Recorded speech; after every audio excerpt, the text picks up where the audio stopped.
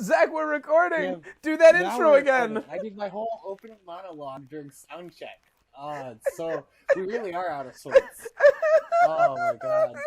So I presume some people on this channel watched Tom's most recent upload. Oh yeah. Which might explain the energy level you have today. And as I was telling Tom, and he's laughing about that, I gave the whole spiel to nobody except for him, and then pivoted to the audience that didn't exist because we weren't recording yet. I spent all day working at a Pride festival in 90-degree weather, direct sunlight, and went around doing exciting things and forgetting to drink water. So I just got back from that, and I'm slowly feeling the damage sunburn has done to my body, as well as dehydration. Oh man, you gotta get that. You gotta get that sunscreen, man. You gotta reapply every 2 hours. I didn't apply sunscreen because I wasn't originally supposed to be there. We completely changed goals halfway through the day. I would have, if they were like yesterday, you're going to a Pride festival all day and getting paid for it, I'd be like, fuck yeah, I will wear some like vibrant ass clothing and cover myself with sunscreen. Instead, I was wearing a gray shirt, and I burned red, which I'm not quite sure what gray and red represents on a flag, but nothing that I'm aware of. That's when the burning heart of Stannis Baratheon marries into the Stark family. I can see that. The gray and red. There we go. That's it. Well, speaking of marriage in the Stark family, we're doing another theory video. So Tom. Yes. We're gonna talk about one of the biggest and most beloved mysteries of Song of Ice and Fire, and we're gonna touch upon another already existing theory to build this theory that I am fairly certain I have originated, but I didn't double check. I came up with it at work the other day. Okay. When I was not at a Pride festival. So I do all my best thinking at Pride festivals. Yeah, you come up with some good ideas. Yeah, I'll say. Yeah. Tom, we are talking about the unkissed. I'm sorry, the what? The unkissed. This is a fan nickname for the fact that, and this will be the first thing you write down in paint. Oh no. This is Sansa Stark remembers the Hound kissing her during the Battle of Blackwater, even though that never happened. Oh.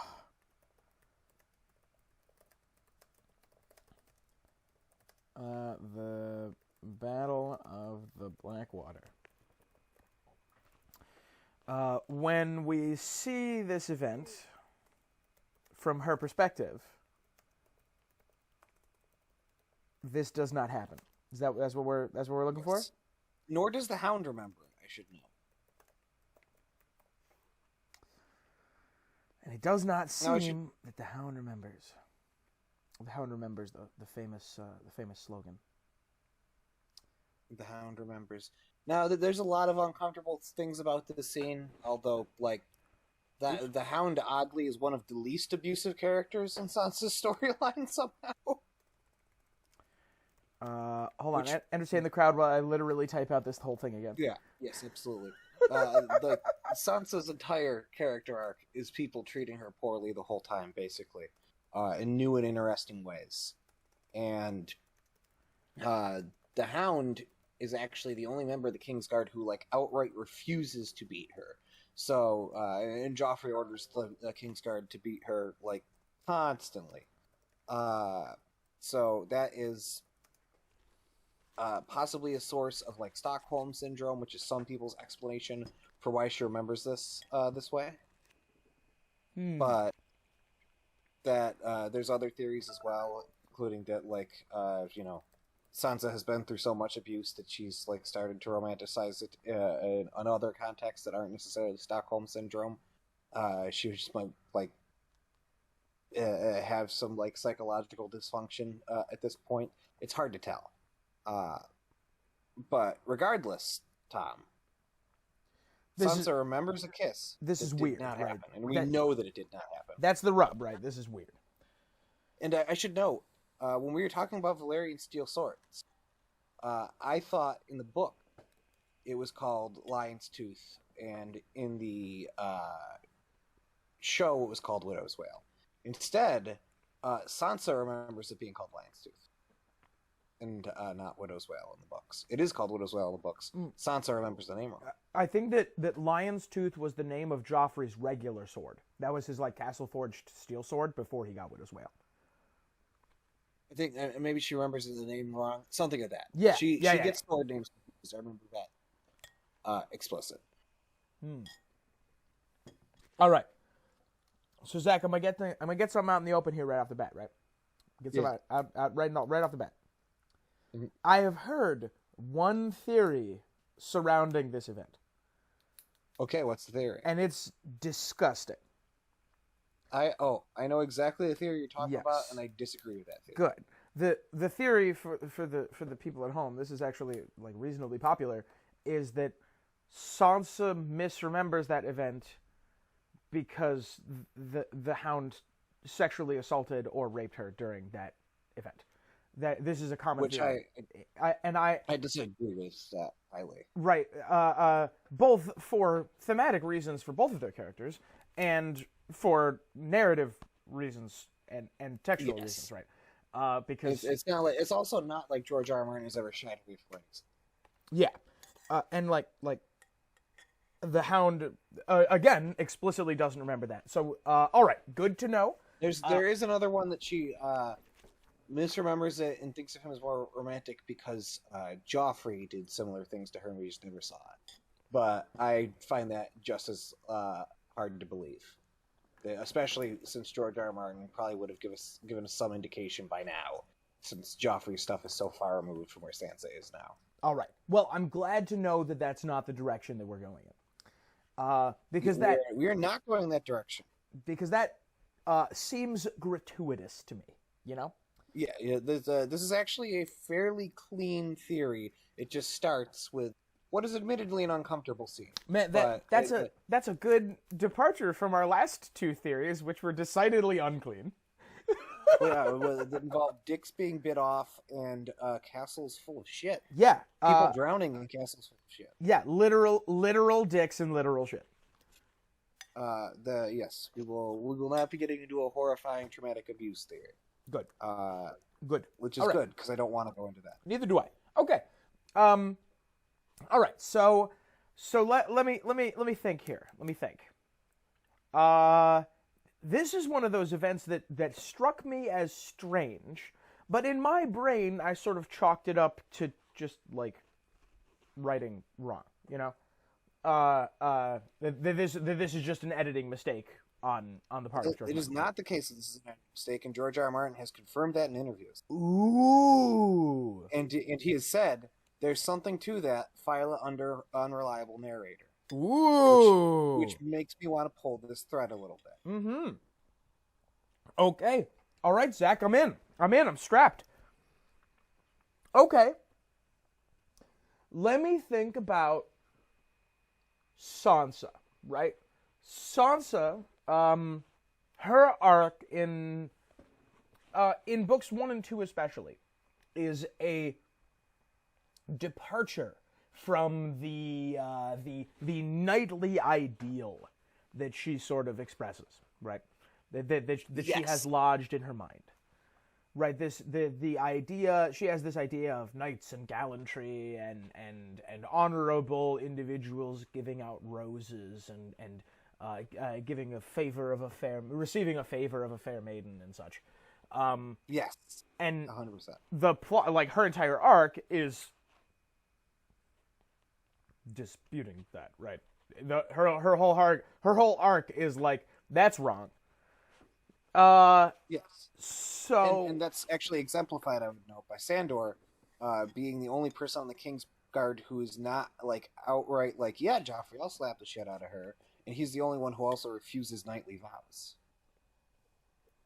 Like, yeah, I'll hurt this child. Right? Yeah, he outright refuses when Joffrey tells him to beat Sansa. Okay. All right. Let me see. What is a related tree up which I could bark? Loras Tyrell gives that rose to Sansa in the Tourney of the Hand. in that very interesting scene, right?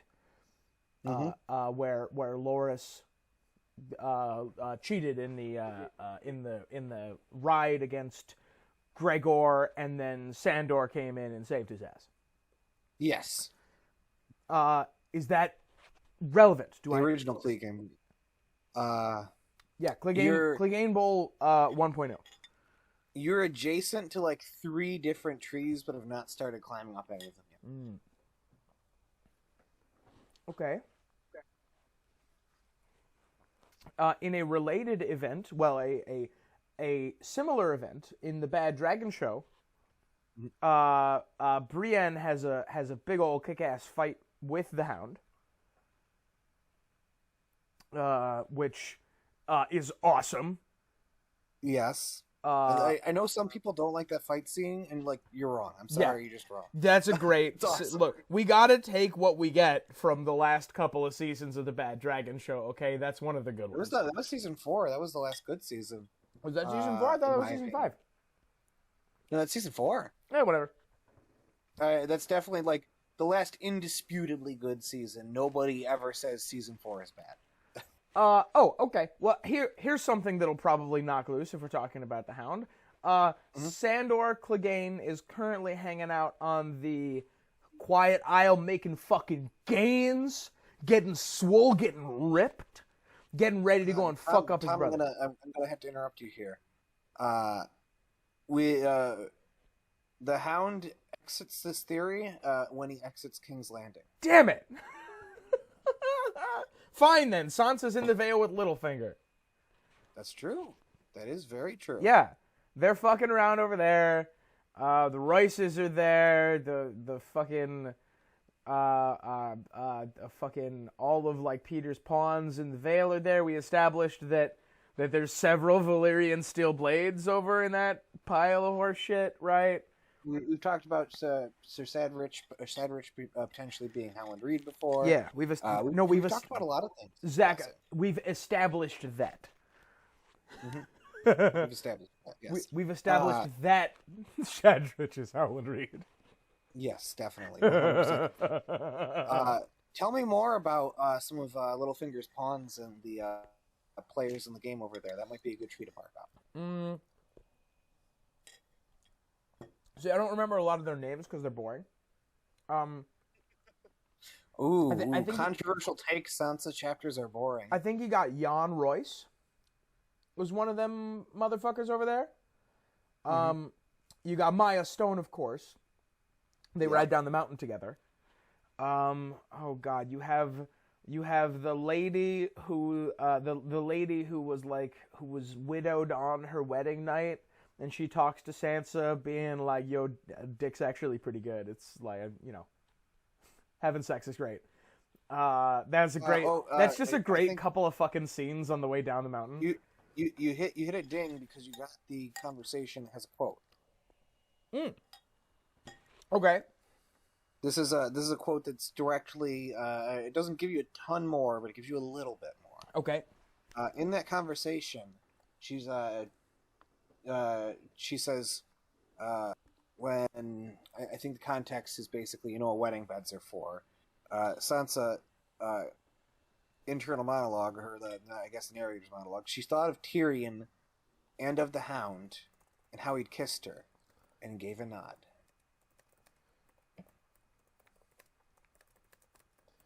Of course, right. And of the Hound,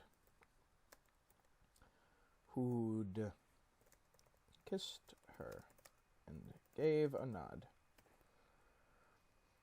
And this is thoughts of Sansa Stark. Man, this is a Sansa theory.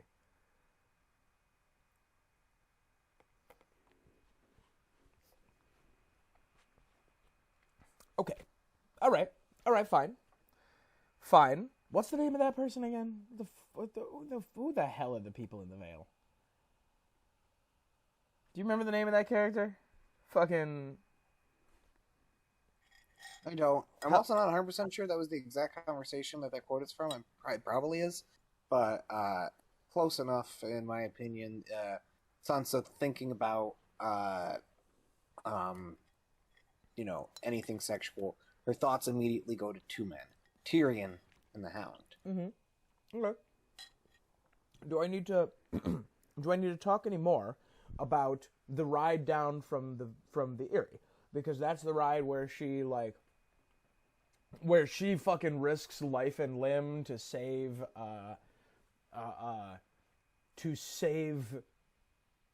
Sweet Robin, like right before he has a seizure. That seems great, though. There's one more thing in the Vale you might want to pull on that Sweet Robin thread. Okay. Just on the record, that is one of the tensest scenes in the entire series. And it's Sansa and Sweet Robin, like, on a cliff. That scene's great. Somebody's going to fall off that fucking I don't know mountain. if anybody's watched somebody have a seizure in real life, but shit's scary. Yeah. So, excellent, idea for some tension from George there. He's really good at finding realistic, little things to build drama out of. That's one of my favorite things about the books. Yeah, like how Gregor Clegane gets migraines. Yes, yeah, and it does not at all justify what he's going through, but the searing pain that he goes through and that he takes it on other people is so realistic and believable. Yeah, just the health of people and how it affects the story. Yeah, it doesn't make him a redeemable character, but it sure makes him an understandable one. F. Scott Fitzgerald. Anyway. It puts into context why he goes around inflicting so much pain on people so wantonly and uncaringly. He is constantly in pain all the time. As far as he's concerned, he's just bringing people to his level.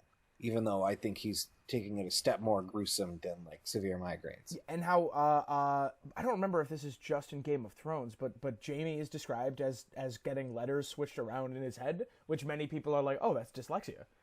That explains why. Hit the button. hit the button.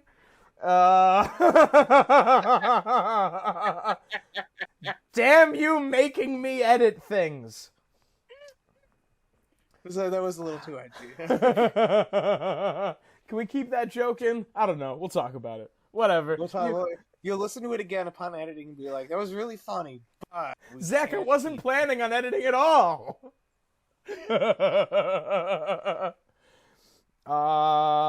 Okay. All right. Other people in the Vale. Peter Baelish is in the Vale. Peter Baelish is kind of an asshole. Sweet Robin's in the Vale. Sweet Robin, Peter is Peter's trying to foster Sweet Robin somewhere. I don't remember where. Sorry, who'd you say was in the Vale before you talked about Sweet Robin? Peter's in the Vale. Oh, Peter. The Royces are in the Vale. The Royces of Runestone. The fucking... I can't remember any of the other names. Wait, I can cheat. Hold on. You are welcome to use the wiki, and because I used almost exclusively quotes from the wiki to build this theory, because I made it very quickly and didn't feel like rereading chapters to prove it, you will find some choice quotes. Lysa Arryn used to be in the Vale. Yeah, well, I mean, she still is, just at the bottom of it. That's true. Blackfish was in the Vale for a while. Yeah. House Corbray. Corbray is the one with the Valyrian steel sword. Yes. Lynn Corbray. Let's see, who else we got here? House... None of these. It can't possibly be any of these. None of these are fucking real people. I'm going to list the houses of the Vale here, Zach. Baelish, Belmore, Corbray, Egan, Grafton, Hersey, Hunter, Malcolm, Redford, Royce, Templeton, and Waynwood. Only 3 of those are relevant. You're missing the one that's relevant. What are you talking about? How could I possibly... Is it Aaron? It's sort of. Is it the Mountains of the there's Moon? Only one. What was that? Is it the Mountains of the Moon? Is it the Klansman? Is it the Mountain No, Klansman, Zach? Is this a Mountain Clan theory? So what's the Aaron line of succession look like? Is it Shagga son of Dolph? What happens if Sweet Robin dies? Which he could do. He has seizures on cliffs. Man, while he's fucking perving on Sansa, Baelish goes through this whole discussion in Feast. And I don't remember because I wasn't paying attention. Oh man, somebody doesn't pay attention during Sansa chapters. This is a new development. No one has ever done that before. When you're gonna tell me you skipped the Daenerys Marine chapter. Oh shit! I'm over here peeking the mic.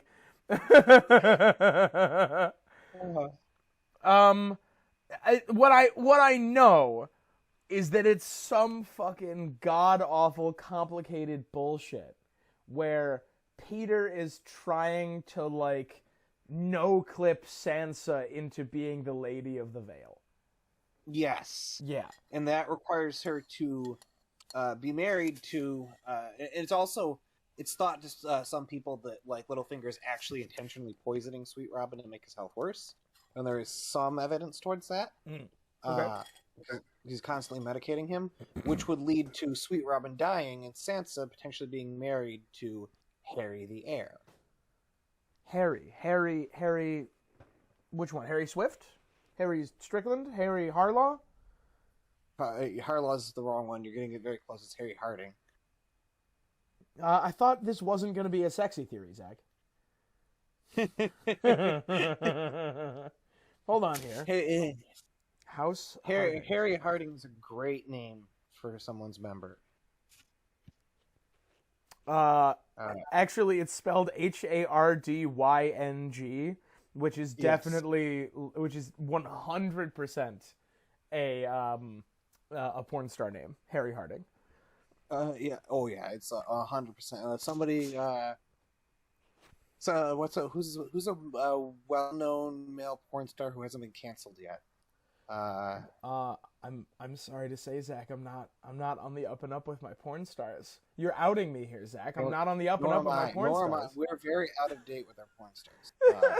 So I was gonna say, like, for the thumbnail of this video, you should have like a porn star and whose genitals are covered with the House Herding control.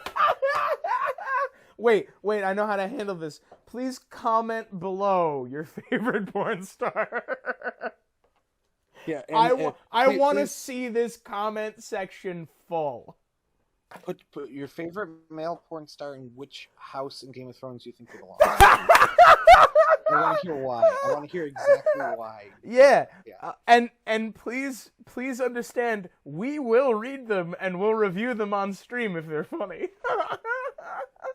You know what? That we could do like a you know how Glidus, a channel who has not inspired us at all, has those like he does like the alignment chart almost of like a theory, whether he loves it or hates it and whether he thinks it's true or false. Yeah, we could do that for whether like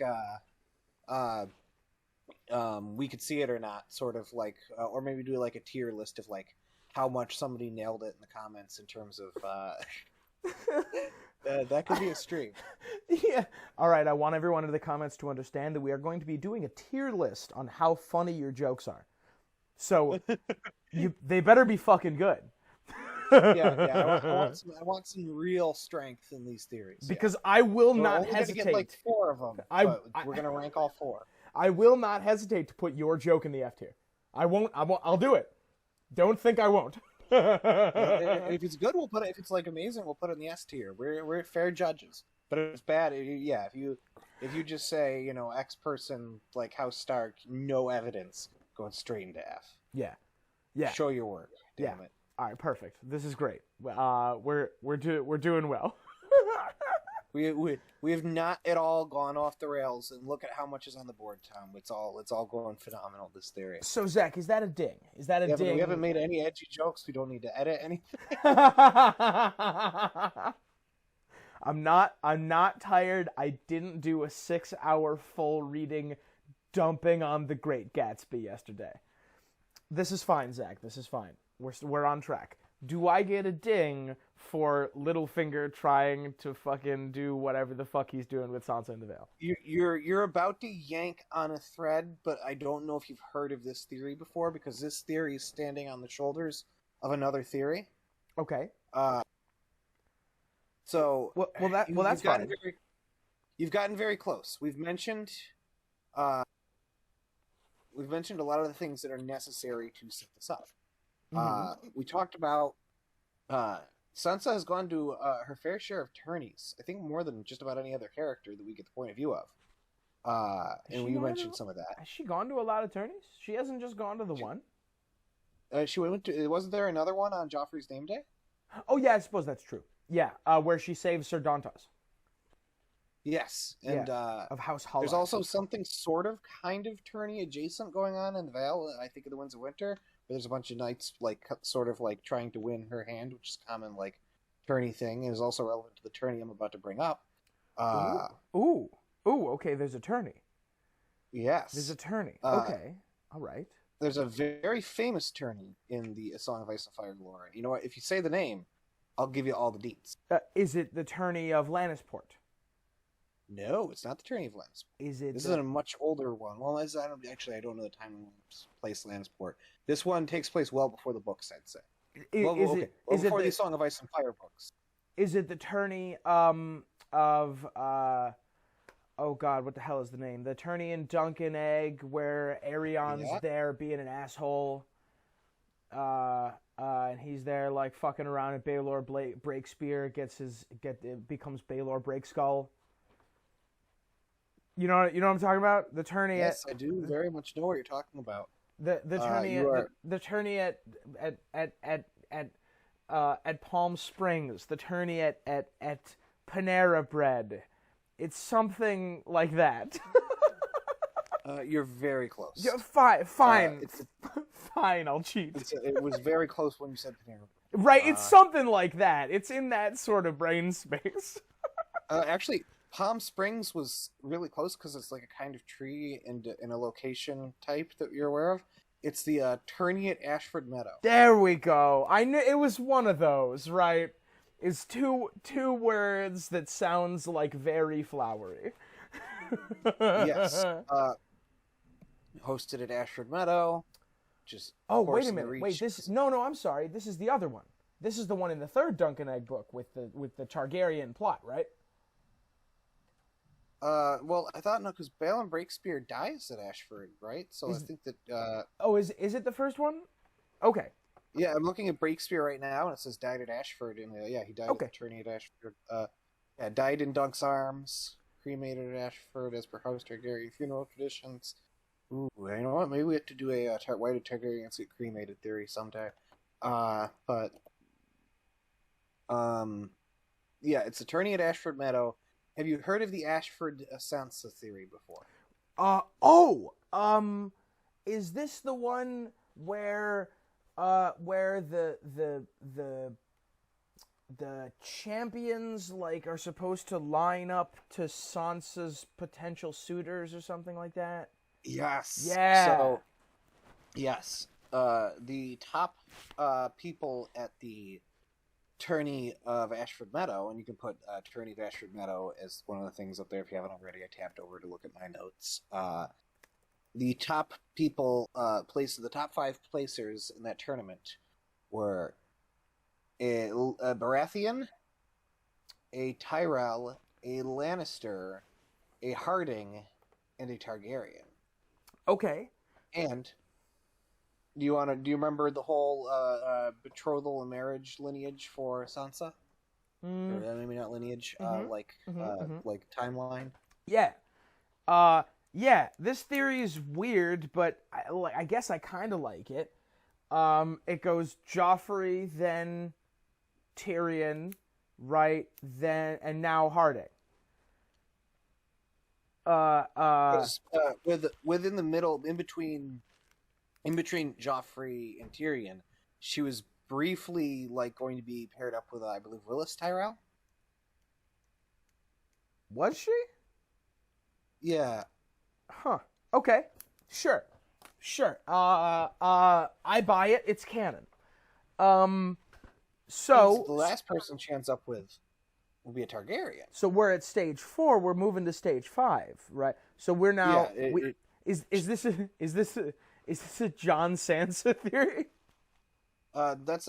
We're not solving who that Targaryen is because it's irrelevant to the theory, but who that Targaryen is irrelevant. The fact that this tourney is relevant and exists is relevant to the theory because it's part of the binding agent that holds it together. But I've heard people say that John and Sansa will marry, but I've also heard people say that Littlefinger will seize the opportunity of having Aegon conquer the throne, and instead of him marrying Aerion Martell, he'll marry Sansa Stark, which would actually neatly reflect that Aegon, allegedly a son of Rhaegar, was married to a Martell, and then went and instead fell in love with a Stark. And Sansa's not usually the one we get parallels with Lyanna. That's usually a lot more Arya, but there are some. They definitely both get some parallels with her aunt. But okay, all right. Huh.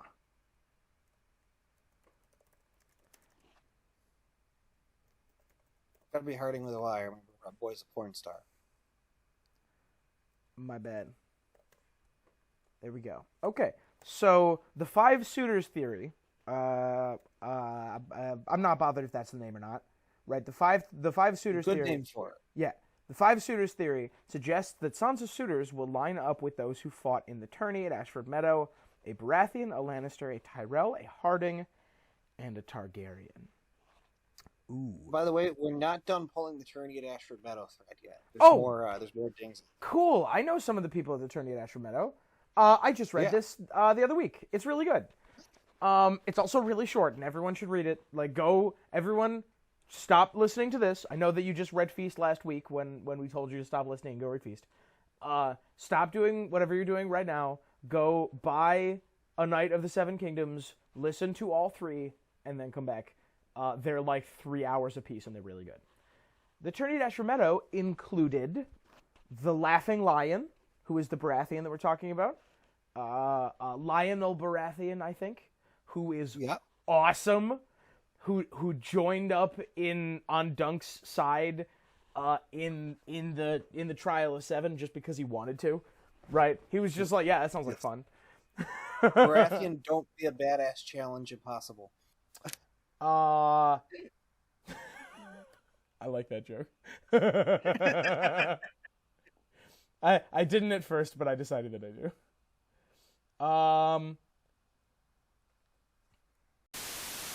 Zach, what do you mean lobster bisque isn't just tomato soup? Also, we're recording again. Hello, everyone. Welcome back to the most coordinated stream we have ever done. Everything is going phenomenally. I'm eating soup and I'm going to ASMR it. Nobody accidentally stopped recording. Nobody made a really edgy joke about Jaime Lannister. Been all good, clean fun. All right, Zach. We're at the tourney at Ashford Meadow, right? That's what we're talking about, right? The tourney at Ashford Meadow has Aerion Brightflame at it, who's certainly a character. We already discussed the Laughing Lion, whose name is Lionel Baratheon.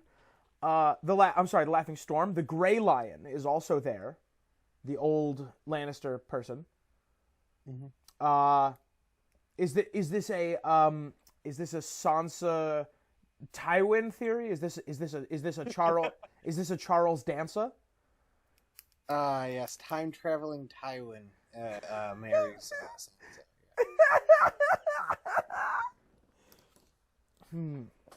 Okay, you said before we didn't have technical difficulties that there was more that I could bark up on the tourney at Ashford Meadow.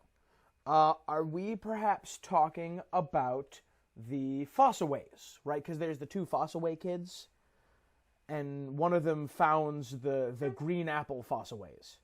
No, I will say that you did mention somebody who they don't necessarily do something, but they witness something that's super relevant here, and that was Dunk. Your man Dunk sees something that's like a cornerstone of this theory. He does? Yes. It seems like a frivolous thing in the context of the book, and I guess it kind of is. But it's super meaningful for this theory in particular, and I believe Sansa's arc, if my theory is correct. Are we talking about any of I think it's Daeron the Drunken? Are we talking about his visions? No. No? Okay. Are we? There was another prominent drunk you mentioned earlier who we should circle back to, but that's Dantos. Dantos Howard. Yes. You know what? I should have given you a ping for that. So one of the things I have here that might give you some more ideas where we're going, some perspectives. That Sansa's point of view is the lens in which we see the entire arc of Sir Dantos. Like every meaningful thing that happens in his character arc, from his introduction to his departure from the story, happens in a Sansa chapter.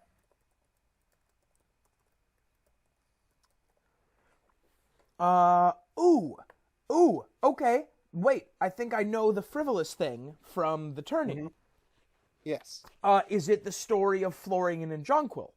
Yeah, boy, that's the one. All right, we're gonna put this up. We're gonna do like one of these, right? And then we're gonna put this guy over here. And what am I typing down? Where is because Dunk is watching the play, and yes. the story of Florian and Jonquil is going on in the background, but he's just like, man, that girl's pretty. I think it's a puppet show actually that he sees, right? Mm-hmm. I was thinking about Arya's Avatar: The Last Airbender scene in like season 6 or whatever. Oh yes. My bad. Yes. When Dunk attends the tourney of Ashford Hall, he sees a puppet show version of Florian and Jonquil.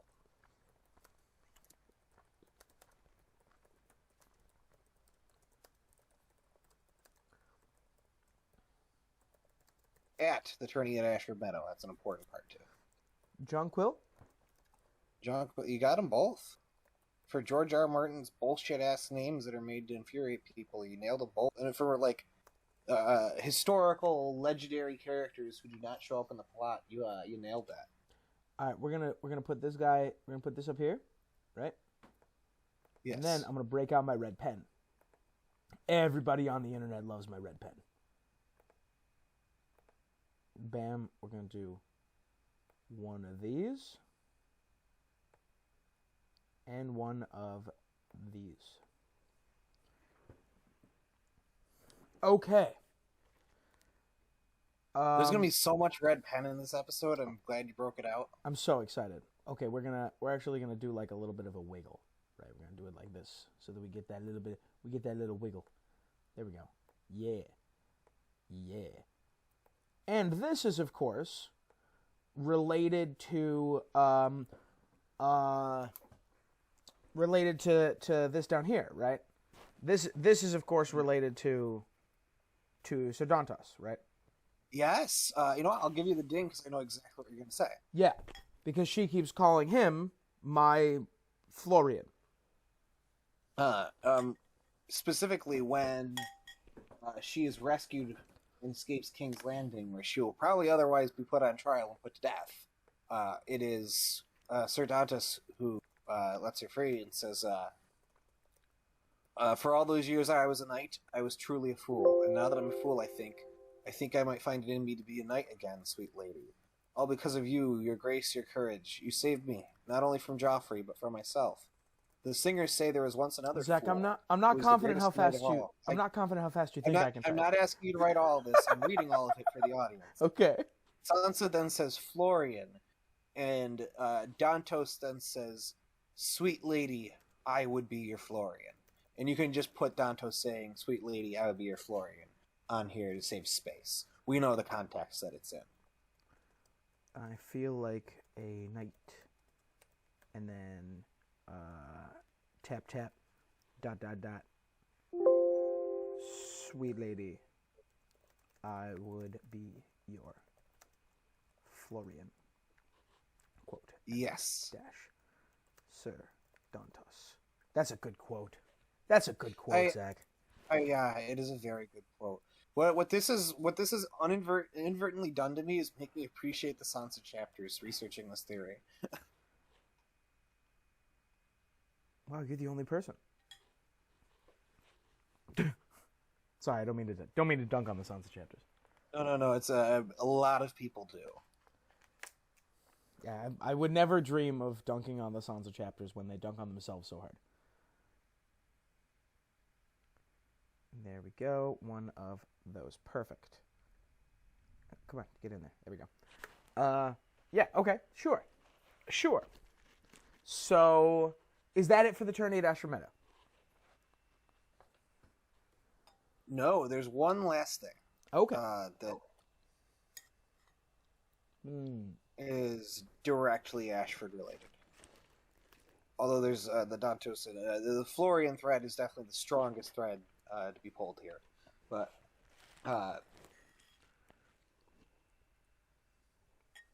the last bit here is more of an absence of something than it is the thing itself, so it's going to be hard for you to guess it.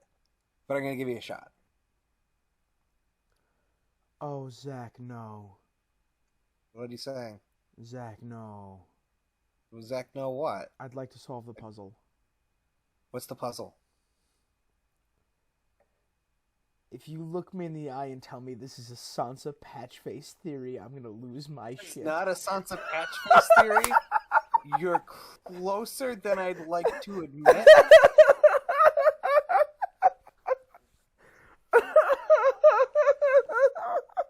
But this is a theory of who Sansa ultimately ends up with, and I think I'm actually going to give you a ding for that. Damn it. Because, as far as we know, Lord Ashford's daughter does not actually marry any of the 5 people vying for her hand at that tournament. We know for a fact that, like, 4 of them definitely married somebody else. We're just not sure who Lionel Baratheon ended up marrying, if anyone at all. Well, he definitely, like, had kids, so he probably had marriage at some point. But it's not mentioned that that's Lord Ashford's daughter, if that is the case. Ooh. That we're aware of, I should know. That... It probably deserves a parenthetical, but... how about is not known to marry? It is not known to, yeah. It is not stated, and it would have been the easiest thing in the world for George R. R. Martin to be like, and Lionel Baratheon is betrothed to the daughter of Lord Ashford in the Duncan Egg novella. So it would have been trivial to write that throwaway line, but he does not. I'm going to the internet. Lord Ashford. No, not Michael Ashcroft. Lord Ashford. Because the Lannister is Tybalt Lannister, who marries a Kindle. Not the like electric book reader thing, but somebody of House Kindle. Lionel Baratheon, we don't know. His spouse is unknown. We know that he had one. The World of Ice and Fire mentions that he has children.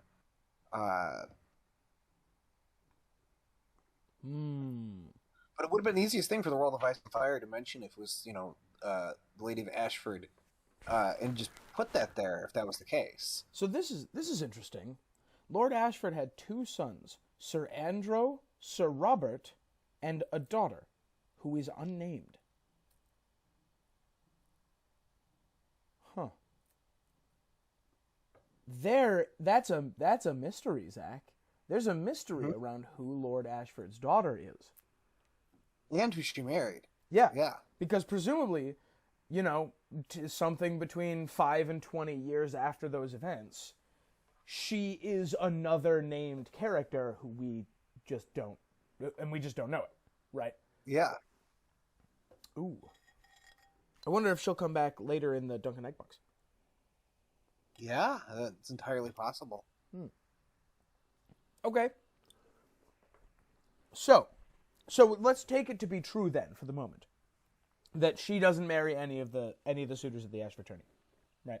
Yes. So you are suggesting that implies that the five suitors theory will run its course, and then Sansa will marry another sixth person. Yes. Ooh. She will, and I should also note, you've almost sort of got a ding here. What's unusual about Sansa and Tyrion's marriage? It's never consummated. Yep, ding, ding, ding. They never consummated their marriage. Okay. That is on here as well.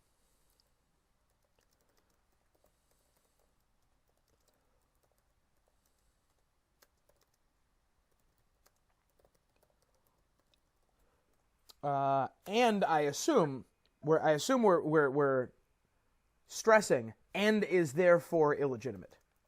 Yes. And Tyrion's no stranger to having his marriages undone. Unfortunately for him. That's a deep cut. You don't gotta hit him like that.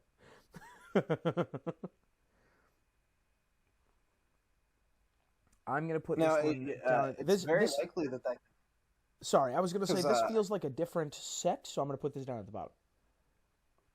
Yeah, I don't know exactly where to put it. It's just it's a thing that plays nice with this theory that I thought ought to be included. Which sort of lines up with all the people at Ashford never actually got to have the hand of the Lord Ashford's daughter.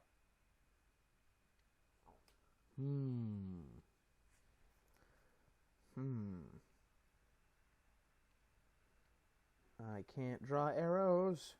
There we go. That's a good one. Yeah, that will do. And then we'll do a little bit of this. Make that. Yeah, there it is.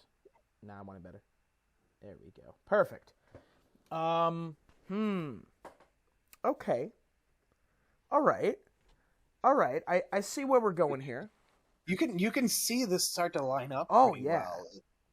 Yeah, I can see the framework for the theory, but I feel like, and correct me if I'm wrong here, I feel like I haven't gotten anything yet that would lead me to the end of the theory. Right. There's a jump, but it's not much of a jump. I think that George R.R. Martin is setting up a kind of cute ending for two characters who maybe deserve a kind of cute ending.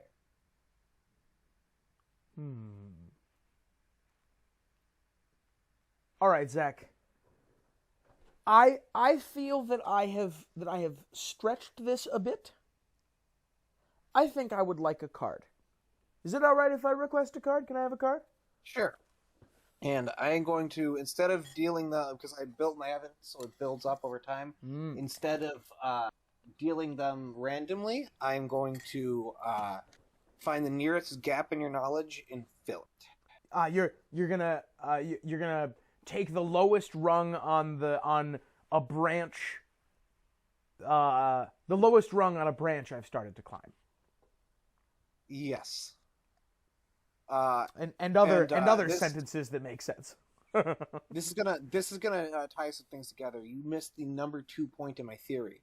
The Hound asks Sansa to sing the song about Florian and Jonquil that night that she remembers being kissed.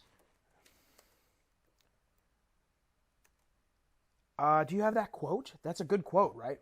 It's like, sing the song, little bird. I don't have the exact quote. No problem. He requests a song about Florian and Jonquil. We should also talk about that song because, as I've told Tom before, and he's dreading, after this theory is done, I have an additional theory about the song that the Hound is asking to be sung that leaves the A Song of Ice and Fire universe and enters our own. Oh, God. Oh, my God. This whole time we've been going, I forgot about that. There's an additional theory after the end of this theory. Stay tuned. It's going to get wild. I hate this game. The Song of Florian and Jonquil. Stormcloud Rising is the name of the song. That's not the one I'm thinking of. Oh, Stormcloud Rising is just the name of a Tumblr that is posted on. Never mind. It sounds like somebody's Tumblr name. It's either that or Welcome to My Fucked Up Mind. Florian the Fool is a legendary hero from the Riverlands, from the Age of Heroes. He is known for falling in love with a maiden named Jonquil. All right. Yep, so Duncan the Tall observes Tanzel performing a puppet show of the play. Let's see. Can we get a plot synopsis of the play, perhaps? Florian was a great fool and a great knight. He is described in tales in the... Oh, wait. Hold on. Does the phrase, all men are fools and all men are knights, get me a ding? Ding, yeah. Ding, ding, ding, ding. Yeah! Sweet lady, all men are fools and all men are knights, where women are concerned. Where women are concerned. And that is by Tanzel the Tall.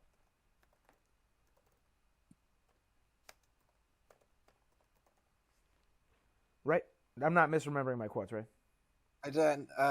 No, I haven't. Well, actually, is that the person performing the puppet show? Yeah. Because that's where it's from. Yeah, if it's Tanzel too tall of this puppet show, then that's correct. Yeah, and again... I'm not as well-versed in Duncan Egg as you are. You read them last week. I read the comics a little bit. I keep on referencing this. Dunk is so cute. He is so cute. He is. He keeps on saying, Tanzel too tall, they called her, but she wasn't too tall for me. Ooh, and this corner is growing, Zach.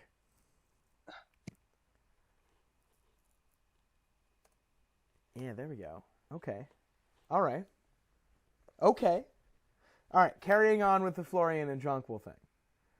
According to legend, Florian was homely, wore a suit of iron motley, and was not of noble birth. He bore a famous sword. Ooh. You know I love my famous sword, Zach. Yes.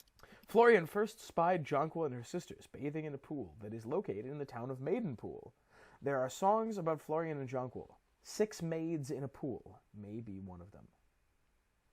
You'll remember 6 maids in a pool later. We're gonna go on a wild ride about it, but it's not relevant to this theory. That's my favorite line in the 12 Days of Christmas. Look, if somebody gets you 6 maids in a pool for Christmas, they really love you. Whoa. I like my pool goers to have a bit of experience, actually.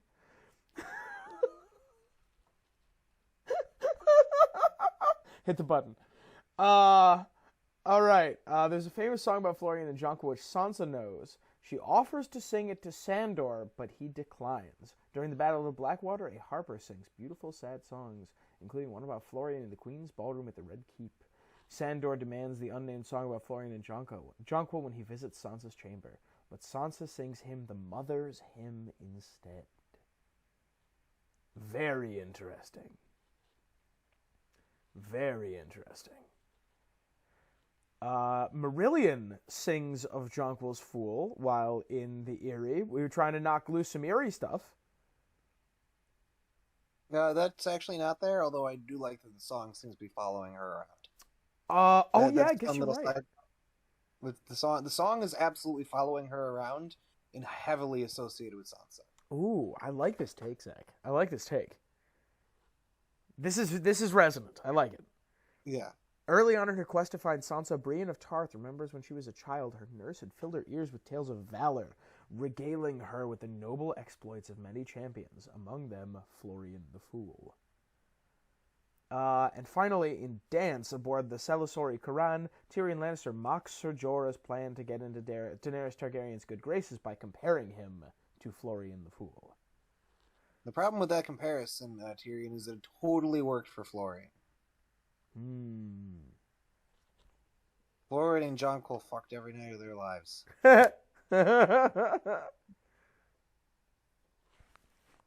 Dantos calls a lot of the phrase "sweet lady" is referenced quite a bit. Yes. Is this implying that she's going to marry Sweet Robin? No. Zach, I really didn't expect you to jump at that. I was just doing a bit. Everybody calls her Sweet Lady. There are some legitimate people who might believe that. I've heard suggestions of that before. Of Sansa Even Sweet though she Robin? clearly is more motherly with Sweet Robin. But then again, least horny A Song of Ice and Fire fan. Yeah. Yeah, that's, I mean, and like, that's, not for nothing, but that, they always talk about good matches, and like, that's a totally fine political match, right? Oh yeah, from a political standpoint, that accomplishes all that Peter Baelish wants to accomplish. It's just more practical with Harry.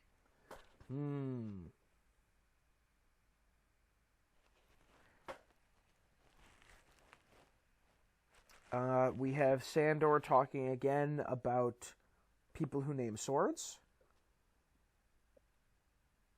That's good. Okay, I think that's all that the wiki is going to give me on Florian and Jonquil. So, you are implying, I think, this connection to Florian the Fool with Sansa, right? That she is going to have this this unlikely romance with a person who doesn't fit her her definition of what a knight should be. There's a couple of people that could apply to. And I don't like any of them. Let me start listing them. You just give me a yes or a no. All right. Or you're just gonna go for people you think fit the Florian archetype and see if you can crack the crux of the theory? Yeah. Does that seem okay? Good. That's ambitious. Go for it. I'm gonna go for it. Right. Because there's only a couple of them that I think are fitting. Right. One of them is the Hound. Right. It's not the one. Okay. But yeah. I just said that he fits. He is not normally a knight, or not a knight in the traditional sense, but he is a good example of what a knight should be at some points. He's a little more complicated now. He's certainly better a knight than his brother, who is actually a knight, which is, I think, what he's a major part of what his character is supposed to represent. But as for whether he's a good knight or not, debatable. He's intentionally in sort of a gray area. And like, there's an asterisk with all of these, that there is a bit of an age gap, right? Especially between Sansa and Jorah Mormont. Oh, are you mentioning the age gap? Because that's actually a pretty substantial idea in this theory as well. I didn't write it down explicitly, but okay. When Sansa's thinking of men in any sort of fond sort of way, it usually tends to be men who are a bit older than her. With perhaps the exception of Loras Tyrell, but even then, I think he's still a little bit older than Sansa. Well, and Joffrey. She has puppy love for Joffrey that falls out of favor real quick. I mean, that's true, but I don't think she ever thinks super sexually about Joffrey either. Okay. But that's not something I felt the need to write down. I just thought that was additional context that makes what the leap I'm going to do a bit more likely. Okay, perfect. So what about Jorah? Jorah is not who I think Sansa will end up paired with. Right, because Jorah sort of fits that fool archetype that we're talking about, right? He has some foolishness to him. Yeah, he is the disgraced knight trying to show the world that he's better. Yes, it's better than that. Yes. Let's see. Where are other knights? Oh gosh.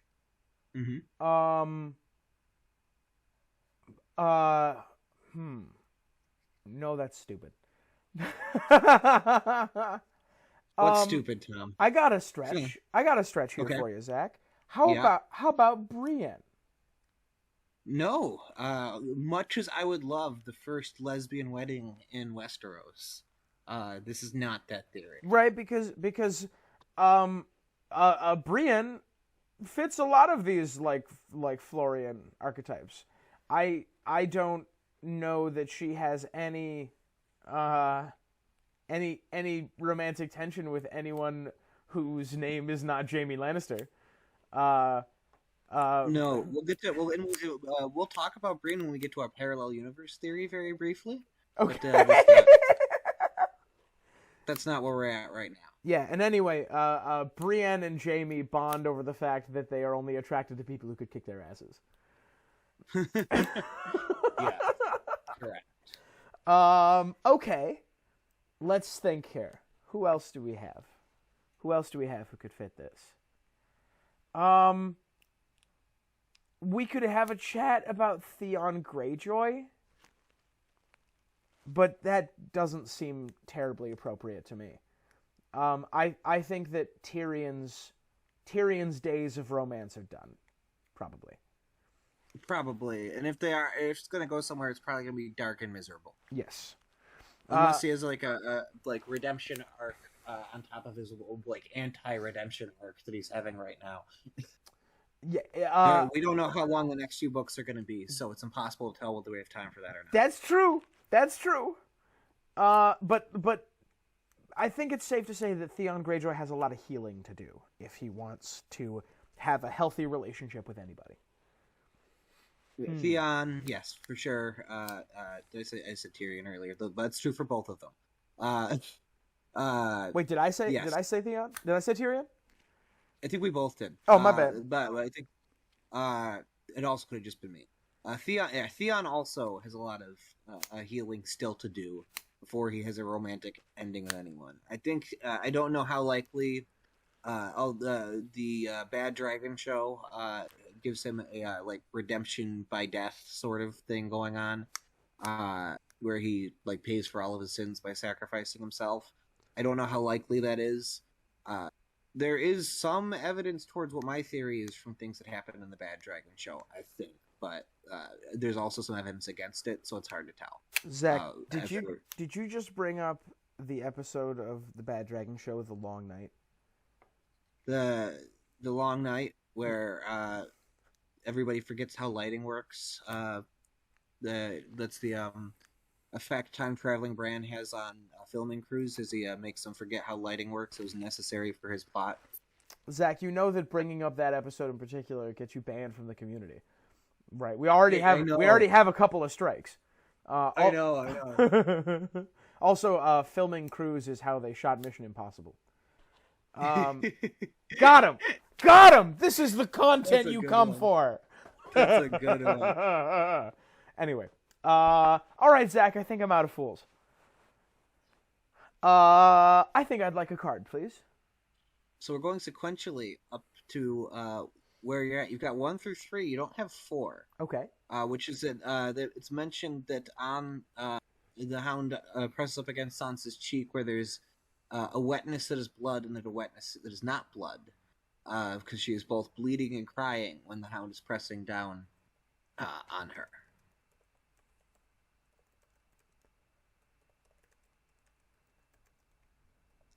This isn't going to help you much, but it's going to line up really well with a hint from the back half of the theory when I desperately need to string some things together that I have very few threads for. But man, do I have some nice looking threads. I love this game we play. It's just I needed evidence that fit, and this is what I have. we have two solid mounds and a bridge of toothpicks between them. Okay. That's how you get to Craster Targaryen. Crying, she's sad. Love that video. That is exactly how you get to Craster. Dude, I rewatch that sometimes, and like you say, like unless it's Craster Targaryen or something like that, I don't know where we're going, so I need a card. And I just laugh for like 35 seconds. So good, so good. I'm glad we have documentation of me like fucking killing you with one sentence. I'm glad that has been like documented forever. And then I give you the next one, which contains Craster's eye color, and you just in this amazing deadpan voice just go, Craster Targaryen.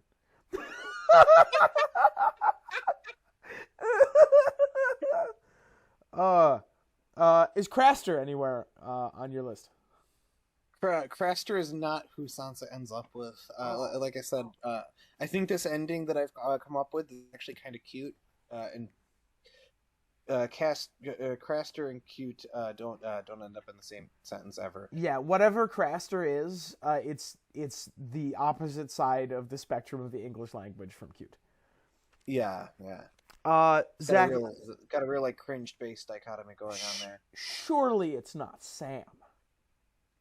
It's not Sam. Surely it's not. Cute though they would be together, I'm sure. I think they would actually get along very well. Yes. Sam spoken for. Sam Sam Sansa Gilly thruple though? No, but I could see I could see Sansa like being like godmother to the kid that Sam and Gilly will be taking care of after the apocalypse. I don't think she's going to be inclined to repeat that.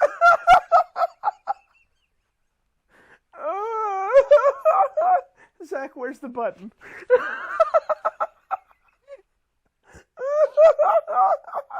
I got so much editing to do. So much editing to do. Okay. Okay, Zach, I'm not sure where we're going here. Because you say cute. Do you want me to deal you another card? Because you've actually, I think you struck the middle section pretty well. Oh, go ahead. I'm sorry. You've gotten, let's see, on the border, 1, 2, 3. Oh, wait, no, you didn't get 3. I thought you did. And, I missed out on it. It's another line that parallels well. I'll give you. Do you want me to give you the one that I should have given you before? Sure. Yeah. It's not going to help you a lot. It's going to make a nice thread later, though. Okay. Sansa wondered what Mega would think about kissing the Hound as she had. He'd come to her the night of the battle, stinking of wine and blood. It's what, Megha? Megga. Of course. No, it's surprisingly George R. R. Martin Germ speak. Thinking kissing the Hound as she had. He came, stinking of wine and blood? Yes. And anything else after that? After that? That's that. Fine. There we go.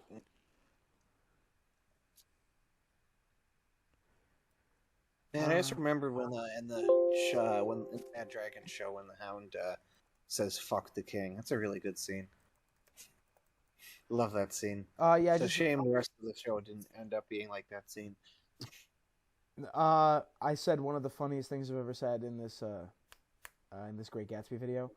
I said I was truly praising the writing that the word choice that F. Scott Fitzgerald says, and I'm like, man, these are beautiful words. These are really good words. It's a shame about the order.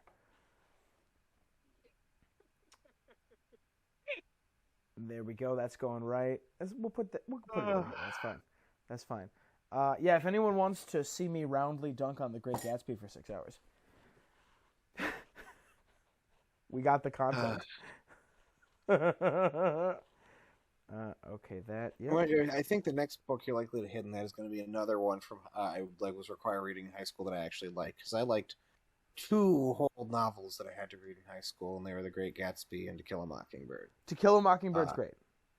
Yes. To Kill a Mockingbird. I'm sure you will still do a video of it, just with a lot more respect. Yeah. I'll do a video of To Kill a Mockingbird, but it won't be dunking on it like I dunked on The Great Gatsby, because To Kill a Mockingbird is good and The Great Gatsby is bad. I do like The Great Gatsby. I do agree that it really likes to linger on its points. And there's some stuff that hasn't aged well, yeah, for sure. It hasn't aged well, Zach. It's aged like Lovecraft, and that's not good. our favorite horror author and cat enthusiast. My hand's on the button.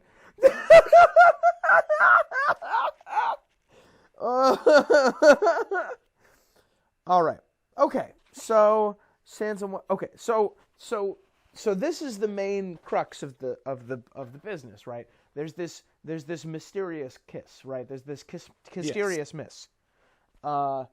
Kissed Misty, and she like almost sort of like is like when she remembers it so oddly, like fondly and sexually. She's almost like sort of fetishizing this like kind of like uncomfortable weird thing that happened to her. That didn't happen to her. Yeah. Yes. Correct. Yes, but that's very an important distinction. Yes, it's very strange. Yes. Why does Sansa remember a kiss that didn't happen, Zach? And what the hell does that have to do with the Ashford tourney? All right, let me just talk about stuff. Let me see if I can just talk about stuff and get me some dings. Sansa has this romantic view of a knight. Littlefinger like really wants to fuck Sansa. And it's like he thinks he has no chance to ever do it with Catelyn, so he's gonna have to take a silver medal. He might find out that Catelyn's still alive, although I think that her response to any gestures in that regard are gonna end poorly for him. Zach, I'd read that fanfiction. In addition to listing the porn stars below, please link us your favorite Littlefinger Stoneheart fanfiction, please. Yes. We want to peruse. It brings new meaning to the phrase dead fish. Ooh. Oh, that's a good one. I'm not happy about it, but that's a smart, well thought out joke that I'm very angry at you for making. We'll also make a tier list of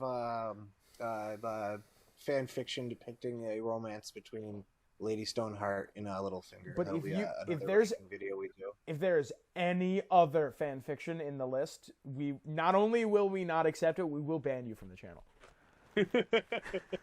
Well, yeah, on this one, the only fan fiction you're allowed to link is Peter Baelish Lady Stoneheart fan fiction. You can comment about anything else, but any fan fiction you link has to be that. Agreed. Very specific rule. As they say in my neck of the woods, fucking confirmed. Fucking confirmed. I shall sing you the song of my people. Fucking confirmed, Mom. Fucking confirmed. Okay, Zach, I'm off the rails. Give me a card. Where are we? Where's the next gap? Where are we going here, Zach? Where are we going with this? Where are we going here? That one doesn't matter as much, because there was one an extra one I was going to throw if you never got the Jonquil Florian connection. So that one's right. I'm just going to nuke that one from the list, because it's irrelevant now and not going to help you. Okay, all right.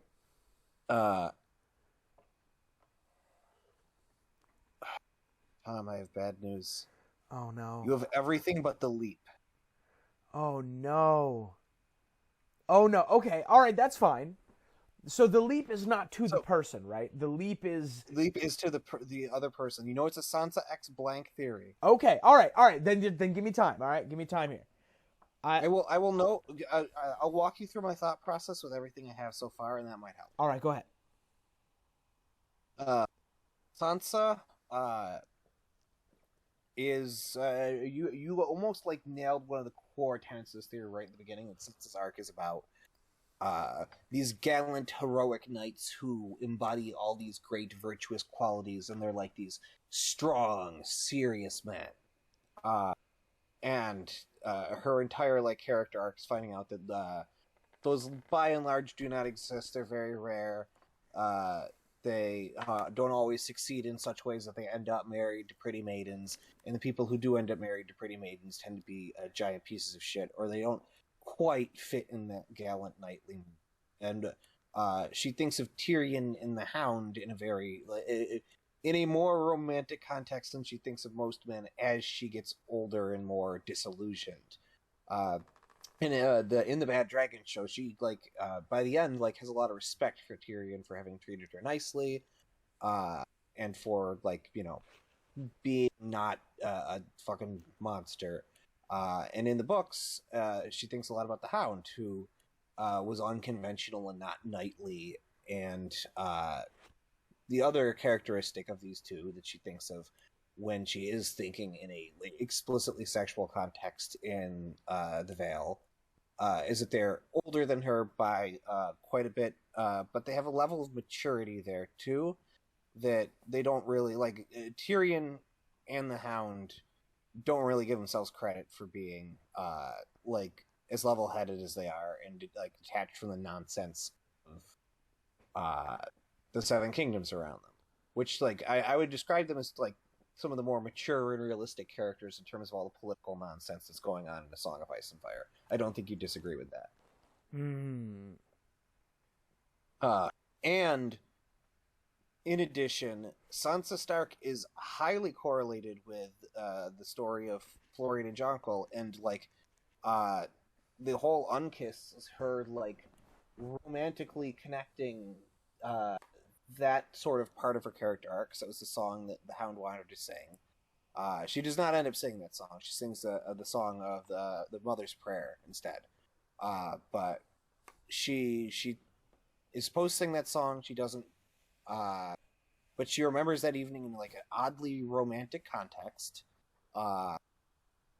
For a older man who's sort of disillusioned and might still be a good knight, and also the Hound does have a sense of humor. It's kind of fucked up, but he does have a sense of humor, and Tyrion has a sense of humor too, a very good one. That's his wit is his famous characteristic, and that is where I lined up with who would be cute if she ended up with someone else who is older, who kind of sees through the crap of the world around him, has a good sense of humor, and has potential to become a great knight. Okay, so, all right, so, I kind of like this so far, because it lines up very well with the suitors. It actually really does, and your pitch about comparing her to Florian and Jonquil, Florian's thing is he's a knight who doesn't fit, right? He's a knight who doesn't act like a knight. And men who don't fit are Sansa's suitors, right? Yeah, Sansa's suitors are men who don't fit in. Yeah, Joffrey is Joffrey, Tyrion, Willis, the Hound, I believe, right? Willis Tyrell, who has a permanently broken foot, I believe. I forget. He's unable to walk, yeah. which makes him in the highly ableist world of Westeros useless. What the fuck is a lord who can't walk gonna do? Yeah. Ignoring that Doran Martell gets shit done. Doran Martell has never done a goddamn thing. Although Doran Martell has convinced himself he gets shit done. That is many other people around him of that too. That's not because of Doran Martell's gout. That's just because of Doran Martell. That's true. Yeah. Doran Martell looks like the busiest man in Westeros because he has perfected making himself look like he's got excellent plots going around. I'm the most busiest man in Westeros. I don't always get things done, but when I do, they're ineffectual.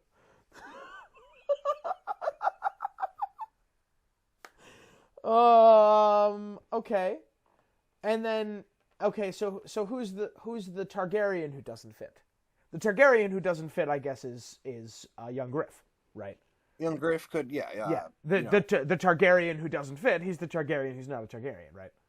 Yes, yeah, and they're highly unconventional, conquers the kingdom with an army of mercenaries, rules it almost sort of like a military dictator, perhaps a benevolent military dictator. Perhaps after Cersei's reign as Queen Regent, people will be happy to have Aegon in charge.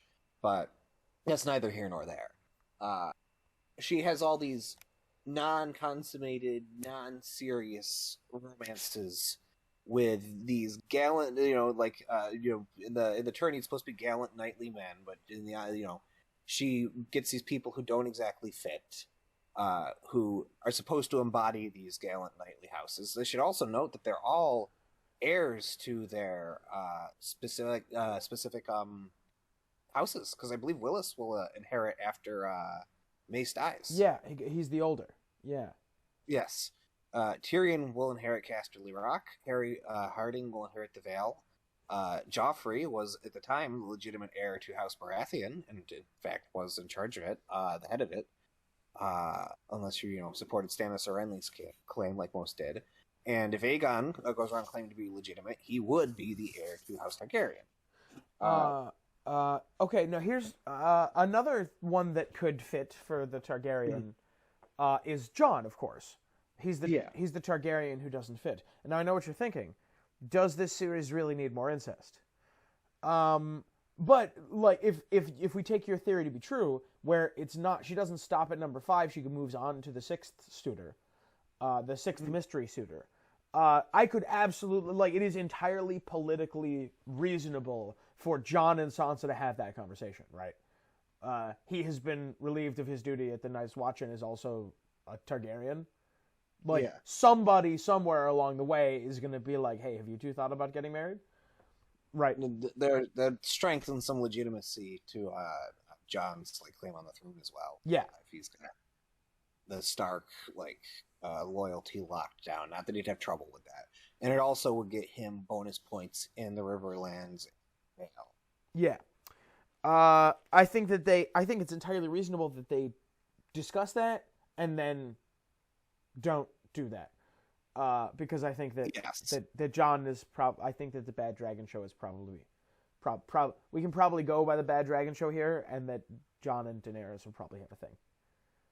Yes, Jon and Daenerys being a thing, and also Jon probably doesn't want to do that to Sansa. He thinks of her as a sister. Yeah, and Targaryens tend to have thoughts like that about their sisters. Jon usually isn't that type. Yeah, I think that Jon is going to be like, no, it might be politically advantageous, but no, we're not doing that. Right. Yeah. Okay, so we need that 6th person, that 6th person, that man who doesn't fit. A man who has the makings of a great knight, and is also doesn't fit in exactly. It might be a little bit like fool. I got it. I got it. I'd like to solve the puzzle, Alex. Go for it. Is it Gendry Waters? It's not Gendry. Damn it! All right, hold the phone. Oh, you're right. That would repeat the Baratheon. Damn. Yes, Hold the phone. Right, because he actually is. He there's a possibility that he has a claim to Storm's End. Yeah. Oh yeah. And depending on who gets the Iron Throne at the end of the shuffle, he could have just as much of a claim as anyone else. Hey, I'm I might not be legitimately, but I sure as shit look like him. Yeah, if we're trying to trace the line from King Robert, it's me or Edric or Maya. I guess there was that. Actually, I don't know the Belle's my half sister. I should have figured that one out. But we should do our Baratheon bastard scavenger hunt someday. It's just hard to find any super good candidates. I guess what we should do is make a list of people and put them on a tier list of likelihood. We just come up with a list of 50 characters who could be Baratheon bastards and be maybe. Zach, seems like it'd be a fun one. We could do that on stream, and then we would have the power of any nerds who decide to watch with us. They can be looking them up at the same time and feeding us suggestions. That's true. Why scavenger hunt with 2 people when we can scavenger hunt with 10? Yeah, absolutely. I think that'd be a fun stream. If you have, first off, we're over an hour into the video, so if you have gotten this far, clearly you're. I suppose either this is on in the background while you're cooking, or you enjoy what you're watching right now, if you enjoy what you're watching right now and you would like to see that, tell me. Tell us and we'll do that. Well, I wonder if somebody's gonna like. I know a lot of people who put like longer people talking content on the background when they're like studying or doing schoolwork. It's like, well, it's gonna be wild if someday like we just get a message or like a comment saying thank you for getting me through my master's degree program. Man, that does sound nice. We'll cross that bridge when we get there. That bridge, which hopefully will not be made out of toothpicks like this one is. Hold on. All right, I'm thinking about men that don't fit. Right, I'm thinking about a man who's a great knight. Who's a great knight might be like Florian. Might be his makings of a great knight, but doesn't have the lineage. He doesn't have the things associated with a great knight. He is not probably from a super noble background. He might be from a noble-ish background, but not with any of the prestige. And he might be like kind of a goofball. He might be like Sansa wants this like prim and proper gentleman, and she kind of ends up with like, you know, guys who are she ends up fantasizing about guys who are like not conventionally attractive, older than her, and kind of like weird. You sure it's not Jorah? I'm sure it's not Jorah. Jorah kind of fits, bro. Jorah's not gonna get a. Jorah's not the kind of character I can see getting a cute ending. I want Jorah to have a cute ending. If he does have a cute ending, I don't know who it would be with, but I don't think it's gonna be Sansa. All right, I'm gonna start saying names here. All right. Go for it. Start saying names. How about Ned Dane? No. How about what do you think of Darkstar? No. What do you think of Quentin Martell? No. We're looking for older great knight. How about Barristan Selmy? No. This person might not jump to your mind as a knight because they're not like actually a knight. Yeah, we're looking for a skilled warrior. So someone who could be greatly heroic and kind of a goofball at the same time. Surely because that's Florian, right? Yeah, surely not Jojen Reed. Jojen Reed is currently ground into paste. No. Spoilers, by the way, if anyone hasn't seen the Jojen paste theory. Yeah, Sansa's not into vor. Jesus Christ. All right. Is it? Are we going weird? Is it? Is it cannibal unicorn riding? Rickon. No. Who's actually a secret Targaryen. No, you're trending in the right geographical direction. Oh, shit. I'd like to solve the puzzle. You'd like to solve the puzzle? I'd like to solve the puzzle, Alex. Mm-hmm. Is the... Fuck, no, that's stupid. No, Zach, that's stupid. Who is it? It's stupid, all right? It's not... He's not... He doesn't... He's married! Who's married? The Onion Knight, Zach. The Onion Knight is married. It's not Davos. Oh, all right. Who loves his wife very much. Yeah, he's married and he has children. He likes them. He talks about them a lot. I love my wife. I am consistently abandoning her throughout the books, but I assure you, I love her. He's just trying to. He's just doing stuff. Actually, that makes sense in the books because he's still serving Stannis. It's in the show where he has no reason not to go back to his wife as soon as Stannis is dead. In the books, he's dedicated to Stannis and to Stannis making the world not as shitty of a place as it is. And he's by the 4th and 5th books, he is committed because his fucking kids are dead and he wants to feel like it's not for nothing. Yeah, oh yeah. He has given everything to save the world, and he's also like a dedicated climate scientist at this point in in the metaphor of the White Walkers being a great environmental threat. He's got to convince the rest of the world that hey, we're on the precipice here of a real bad time. Man, are we looking for a cute end for Willis Manderley? No. Are we looking for a cute end for the she-bear? No. Mage Mormont. Mage Mormont, who sends that badass letter. No.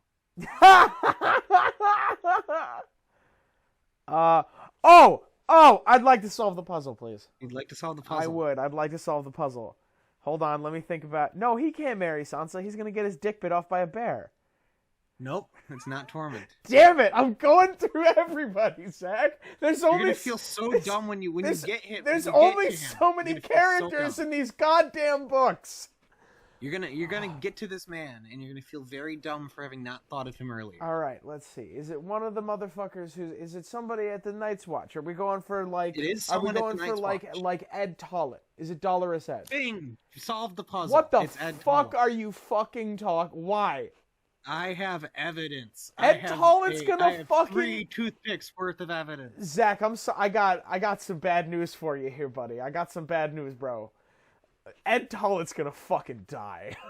No, I think the show is wrong about that. No, I think he's a member of the Night's Watch, bro. The Night's Watch is gonna get slaughtered. No, actually, I have a quote for why I think he'll be alive. Okay, I'm putting it down here.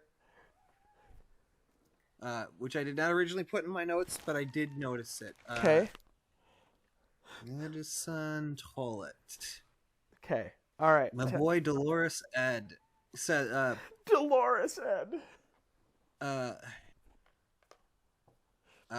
Cotter says we'll defend the wall to the last man, and Edd says probably me.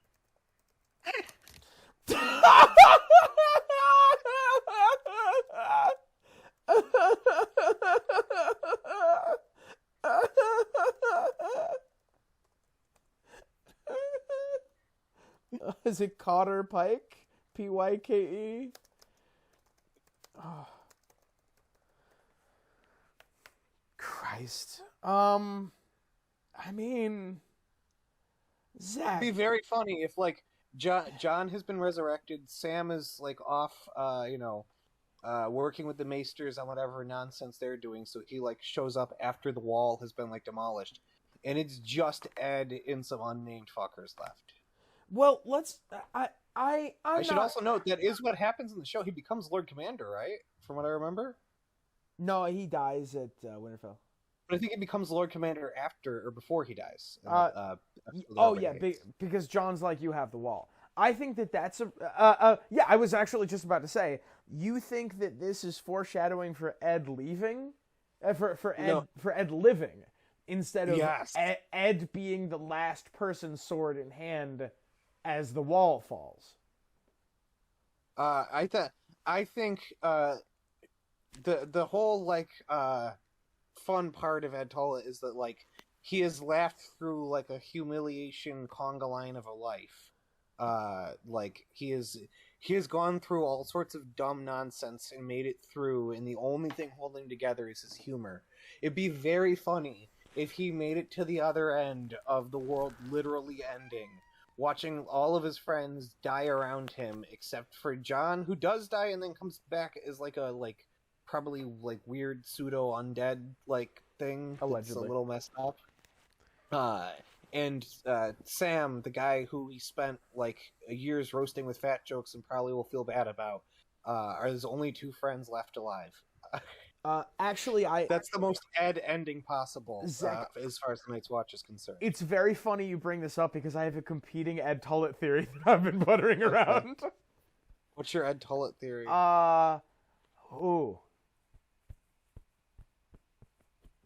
Yeah, that might need to be its own video. Do I want to make that its own video? Yeah, I'll store it. If you're mulling it over, save it. I'll save it. Yeah, I'll save it. It might not be worth its own video. If I decide it's not, I'll mention it in a future video. That's fine. Yeah. But I have some interesting parallels here. And these are quotes that were just directly on the wiki. I did not reread chapters for this one, I should note. So there might be other parallels I'm missing. You could also argue I'm cherry picking, but then we wouldn't have a show. Yeah, that's the point, right? The point is that with enough evidence, you can make any theory work. By the way, yes. We have a different mini game that we're going to be doing at some point in the future that is very similar to that idea. Yes. So here's some quotes you should put in the Edd corner. All right. Here's one. And in this corner. There are worse ways to die than warm and drunk. I knew a brother drowned himself in wine once. It was a poor vintage, though, and his corpse did not improve it.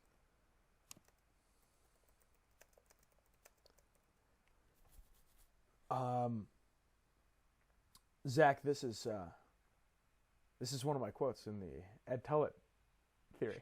Oh my god. We're doing different things out of this quote. Yeah. Okay. I have a brother who drowned in wine once, and his corpse did not improve the vintage. Is that it? Yes. I can't wait for the Ed Tullett drunk drives and crashes his car into the King of Winter. Yeah, what did we establish that the popular car in Westeros was? The Summer Hall, Haul? Yeah, yes. The Summer Hall was a car, and the tragedy at Summer Hall was just a really bad crash. Yeah. It had like a Ford Pinto sort of situation going on. Crashed and immediately turned into a fireball. Not to be confused with Fireball the Night or Fireball the Drink. Yes, correct. The Fireball the Night was named after his love for cinnamon whiskey. Dude was getting white girl wasted all the time. Speaking of which, hey, how dare you?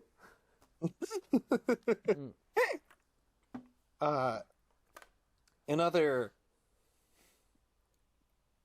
I was going to bring up the Lord Commander thing, but I don't think I have a quote for that. I don't think it needs to be written down, but I did like to point out that the books do hint at him becoming Lord Commander, so that's entirely possible. Actually, I guess I'll put the quote down. Yeah, what do you think? What do you think of The Wall is Yours, John to Ed? No. I'm specifically going for. I just want to say to whoever is voting for me that I would make an awful Lord Commander, but so would all these others. Oh, God, those scenes are so good.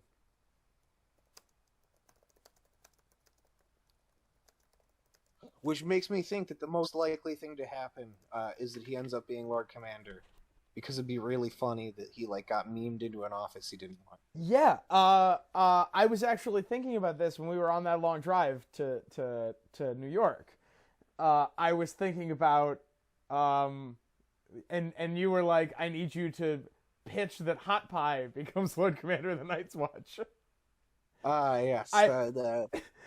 I took wholesale what I think is going to happen to the Night's Watch and was just like, and Hot Pie's there. Yeah, the Night's Watch is going to be decimated. Only one person's going to a few people are going to be left. They're going to have to immediately throw together last minute leadership decisions. I could see, Ed Tullett becoming Lord Commander there. I think our theories line up just what happens afterwards in our theories. Yeah, that's different. Yeah, I think he somehow makes it out just barely by the skin of his teeth, lives through the apocalypse, and ends up in the process earning the love of Sansa Stark, and he actually gets a cute little ending with him and Sansa living quietly. That is a good ending for both of them. He gets Sansa away from all these horrifying abusers that she spent most of her life dating. Wait a minute, Zach. Yes. This competes with another theory. Oh no, I'm sorry, it doesn't. What it does is improve another theory. Improves another theory. Are you pitching to me right now that Dolorous Edd Tullett becomes king in the North? I don't know if that's going to happen in the books like it happened in the show. But would it be very funny if somehow Edd Tullett ends up with a crown on his head for no goddamn good reason in the books? Oh my god, that'd be hilarious. Yeah, he ends up wearing Rob's crown. How did I get here? Record scratch. You might be wondering how I got here. Oh, that's very funny, Zach. This is a funny theory. I love an Ed Tullett theory. Yeah.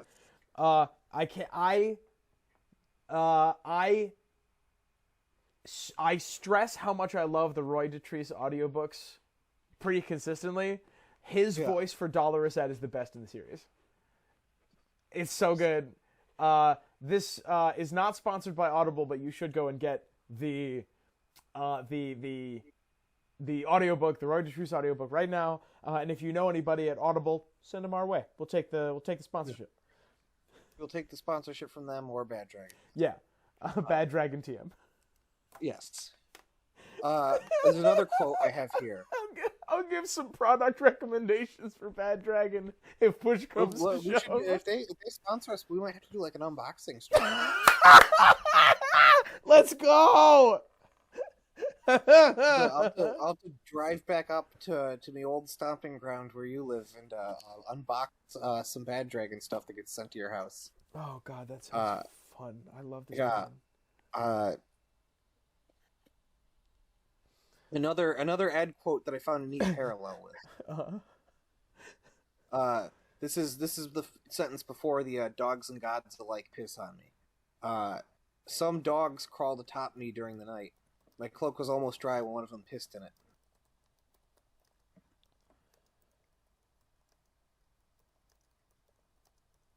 Oh, Zach, I don't like that.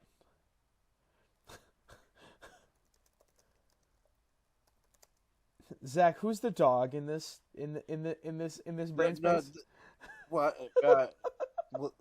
Look, Ed is lying in his bed when a hound gets on top of him, and there's some bodily fluids that get touched. Yeah, no, I got there.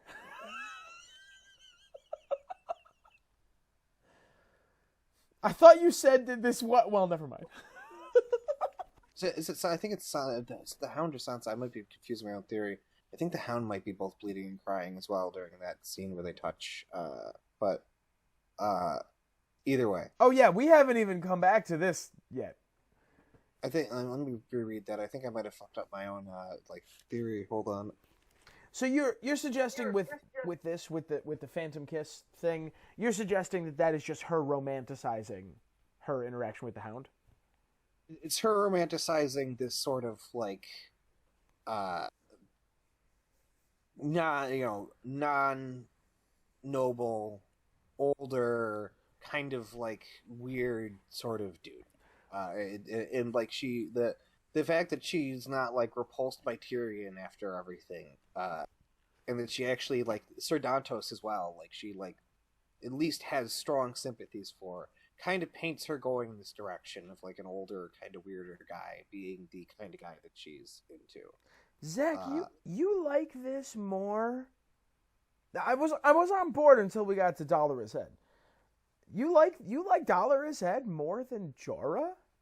Jorah, the disgraced but trying to be better head of a nearly extinct northern house? Because the whole point of Sansa is that these gallant knights who will in the marriage game is all a load of bullshit, and it's not good for her. It leads to a lot of trauma, and her ending up with somebody to restore a great house would kind of ignore the lesson she's supposed to learn. Her ending up with just some schmuck who makes her happy is a much better ending for her as a character. It's a lot more mature. That's fair. This is fair. But on the other hand, Tyrion does compare Jorah to Florian. That's true. He does compare there Jorah is to a direct connection there. That is an entire connection that's entirely possible. There's other ways to go with this. Yeah. I noticed that the Florian Jonquil thing was really strong, and I thought that that is setting up for Sansa realizing that she doesn't want to marry. I'm projecting modern romance into it, but she doesn't want to have this romantic relationship with a great knight who is a member of a powerful house and will give her land and make her a queen. She wants somebody who gets her and who maybe is a little bit older and a little bit weird because that's the experience that she's got. But those are the men who have treated her better in her life. Sans Littlefinger, of course. And the fact that Ed sort of ticks the boxes to me is somebody who is incredibly Florian-esque in that he is a fool and a knight at the same time, and his potential to become a great knight as the final Lord Commander of the Night's Watch. That is some Age of Heroes shit. The Last Commander. Yeah, but... We just happen to know that the Last Commander of the Night's Watch is kind of a goofball. Zach, now I'm with you here, but the Last Commander is one thing that kind of one kind of thing that kind of sold me for this is, do you know why Ed joined the Night's Watch in the first place? I don't remember. No, tell me. What's the person? I'm forgetting the name of the recruiter who goes around. Joran. I'm sure you remember. Yoren. Yoren convinced Ed to join the Night's Watch by telling him that women love a man in uniform. He did not mention their vow of celibacy.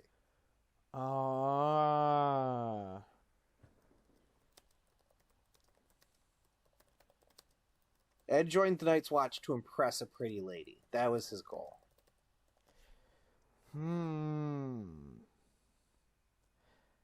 Now, Zach, now I'm thinking about a relationship between Ed and one of the kick-ass wildling spearwives, though. He does mention the spearwives.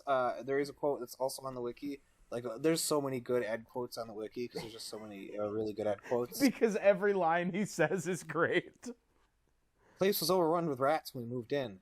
The spearwives killed the nasty buggers. Now the place is overrun with spearwives. There's days I want the rats back. Fuck you, Ed. That's great. We love that. We like Ed here. But yeah, you can draw some like arrows from the dog crawling on top of Ed to the dog crawling on top of Sansa. Do I have to? You can. You don't have to, but you certainly can. You can also draw a line from the brother who drowned in wine to Sir Dantos. Oh, Zach, that's pretty good. Yeah. That's pretty good. Will you please just do what I tell you to do? Boop, boop, boop. Will you please? How's that? There we go. Yeah, and then you come whoop, whoop, whoop, whoop, whoop. There it is. And then dogs to the hound. Yeah, we'll bring it over here. Shoop, shoop, broop, broop. There we go. It's pretty good. Zach, that kind of lines up. Yeah. It kind of lines up. And if George R. R. Martin wants to give anybody like a like kind of cute ending, Sansa definitely deserves like an ending where it's like, oh, at least she gets to like have a wholesome rest of her life. And Ed also, like, I should also note that Bran is basically memed his way into, like, way more power than he ought to for no good reason. And Bran, more comedic than your typical character in A Song of Ice and Fire. Not like a, laugh a minute kind of character like he is in the show. But he is a little bit funnier because he's, like, also that sort of like crass, like doesn't give a shit about Westerosi internal politics sort of thing going on. Although I've heard my favorite Bronn theory is that Bronn is a D&D character. It makes perfect sense too. He just keeps taking quests from people and getting like cool swag from it.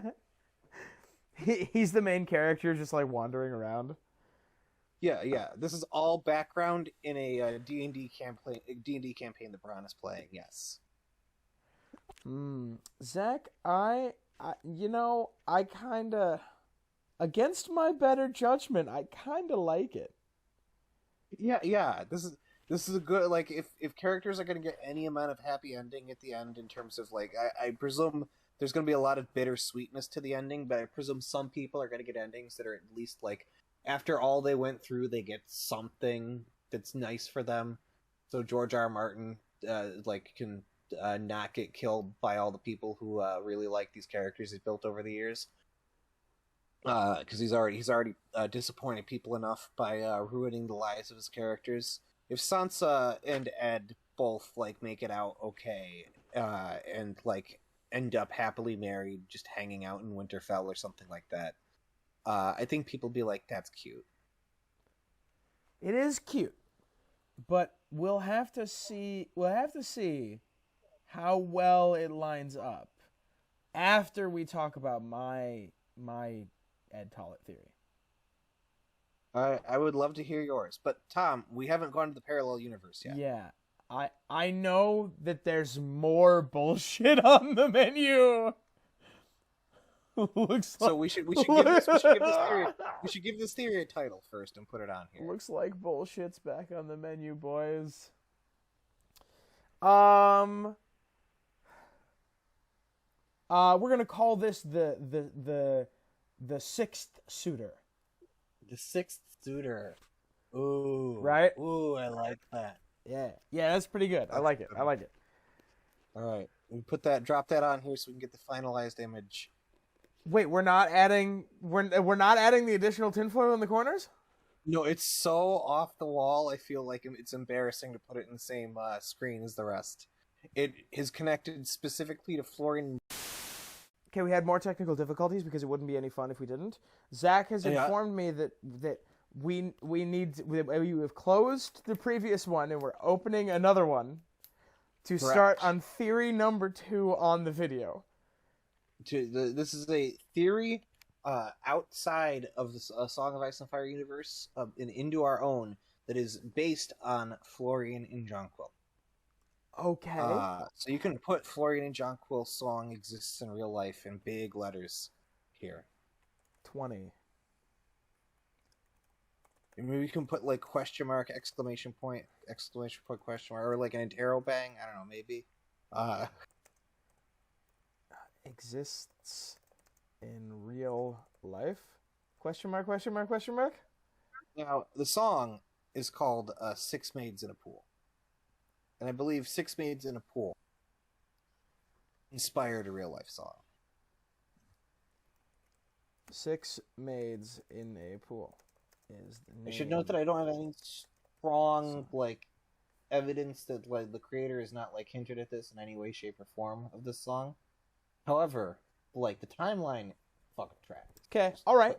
So walk me down this path, right? Bring me along. Well, we don't actually have the lyrics of Six Maids in a Pool, but we do know that Jamie almost starts singing it to Brienne, and he does mention some characteristics of the song in that sentence. Okay. Because they walk past Maiden's Pool. Okay. And I'll read the exact Jamie quote to you, because I think that's a good hint as to where we're going. All right. In my Sansa Toilet document.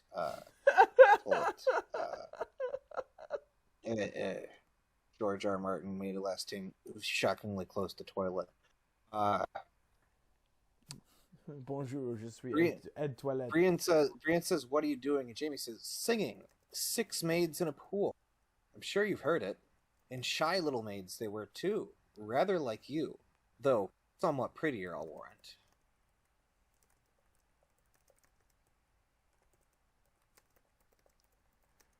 Shy little maids. Like you. Though somewhat prettier. I'll warrant. Mm-hmm. Now, do you know what Jonquil was doing in the legend when she was approached by Florian? They were bathing. Yes, she was bathing with her sisters. Hence, why people think that Six Maids in a Pool is about her, which would imply that she was bathing with her 5 sisters.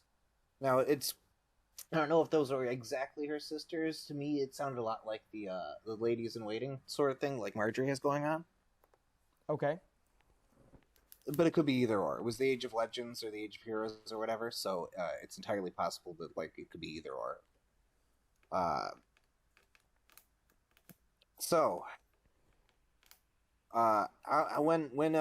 When Florian comes up to Jonquil, what's her immediate response? I'm gonna guess it's a scream. No, it's not a scream. We had it earlier on the previous theory. Well, unfortunately, that's gone forever. That's gone forever. She says, "You are no knight. I know you. You are Florian the Fool." She's immediately doubtful and does not trust him. All right. So, she I know you. You are no knight. Oh, you want the quote? Sure. Yeah, sure. You can put that down there. I know you. You are no knight. You are Florian the Fool. Yes.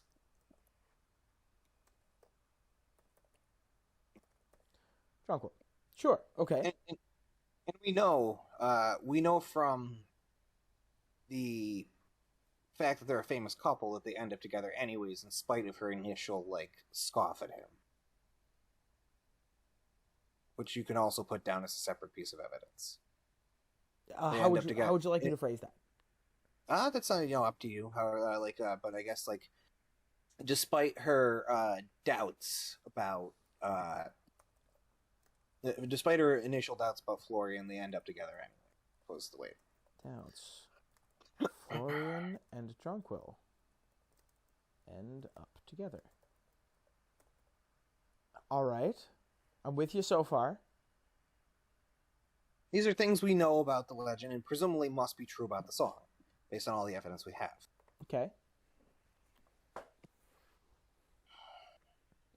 After each piece of evidence is given, I'm going to start guessing songs. I'm going to assume it's Ironic by Alanis Morissette.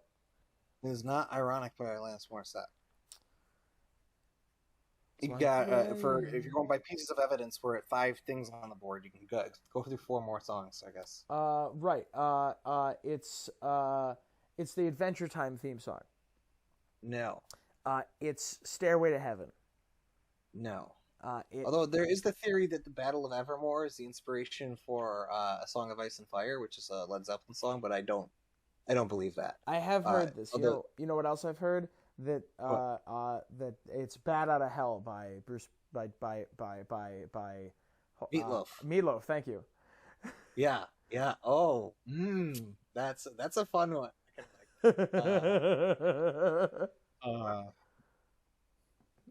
Give me another song. The Went Bats on the Shield. They're relevant to Brienne's story. Name a song. Name a song right now. Name a song, Tom. Name a song. Fucking yoga bag. Name a song. For $1, name a song. Any song. Jesus Christ, Tom. Come on. For $1, name a song. Miss, for $1, name a woman. Fucking yoga bag. Name a woman. Name a woman. It's Hot for Teacher by Van Halen. No. That's actually what the Song of Ice and Fire, his entire lore is based off of, is Hot for Teacher. Oh, yeah, my bad. It's Thunderstruck by AC/DC. No. Okay, well, describe what's happening in this legend. What is Jonquil doing? She's bathing in a pool. Florian walks up. But bathing says, in Maiden's Pool, it's like healing. It's more of a social thing, right? It's not like she's cleaning bathing. It's like a hot spring sort of thing. It's almost like being in a pool, which is not where I'm going. But it's like a social gathering sort of situation, right? All right, I'd like to solve the puzzle. It's it's that one part of Stacy's mom where out by the pool and she comes out with a towel on. No, right? No. That's what we're talking about, right? No, that's not Stacy's mom. That's Littlefinger's.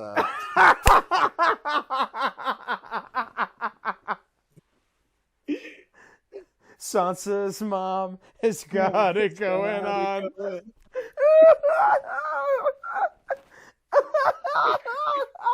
Sansa, can't you see? Cursed.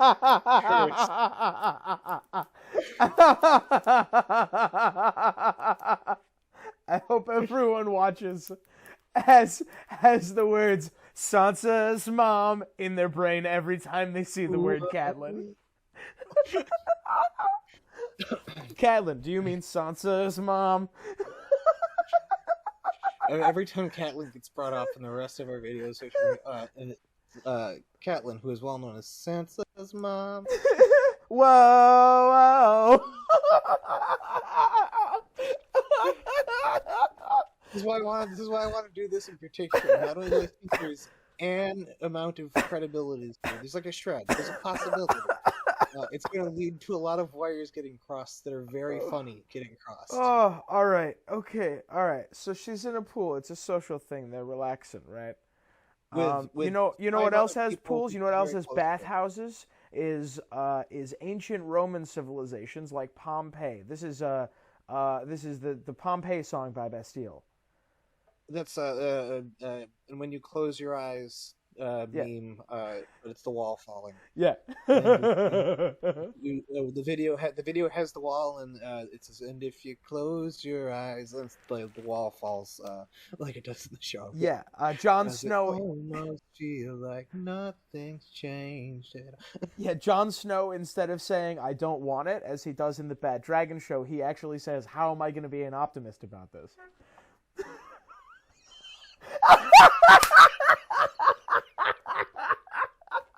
Standing, holding onto Daenerys' corpse after stabbing her through the heart with just some fucking dagger instead of any meaningful weapon. Just turns directly to camera one. Oh, I'm beginning to be an optimist about this.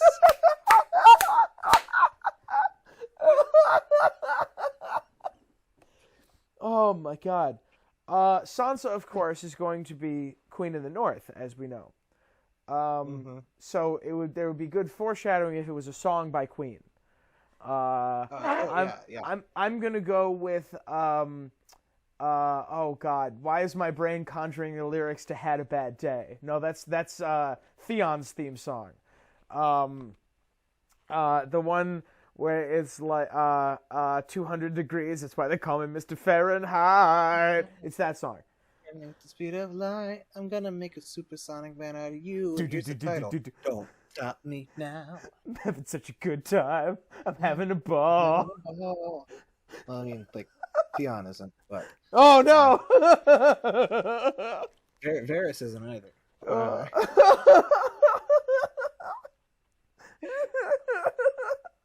You promised me this wasn't gonna be a dick episode. It wasn't until we, stumped on there ourselves. Lo and behold, we ran into a dick in the wild. It's a dick in the wild. So you're telling me it's not "Don't Stop Me Now" by Queen? That's not what Florian and Jonquil is based on? No, so, this song must... the legend of Florian and Jonquil is first referenced in A Game of Thrones, the first book, which was in 1996. The song itself existing is referenced in A Clash of Kings, which was 1998. And finally, it's given its name in A Storm of Swords, which came out in 2000. Okay. So this song must necessarily have come out past the year 2000. Okay. You can put that down as evidence if you want. The song must be more recent than 2000 because that's when it's the most recent lore drop for it is, basically. Are we okay with this phrasing? Because no. Well, first of all, you have to spell "because" correctly. It's you could say because time is linear is a lot more passive aggressive, so you may as well go with that. Because time. So you're using the French spelling because. We lost our one French subscriber. Au revoir. Yeah, there it is. Yes. Perfect. Okay, so the song has to be more... with double consonants, and as it's pronounced in France, bleh.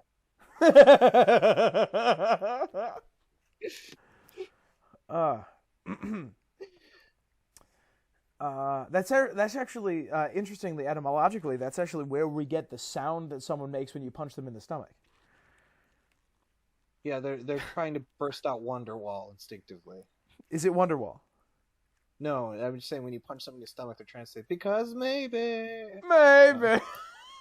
But people just kept misinterpreting the French. Are we sure that Wonderwall isn't about Dantas Hollard? Sansa's Wonderwall is about Bran the Builder. I'm upset that you got to that joke before me. I'm upset that I went with the maybe you're gonna be the one to save me instead of the wall.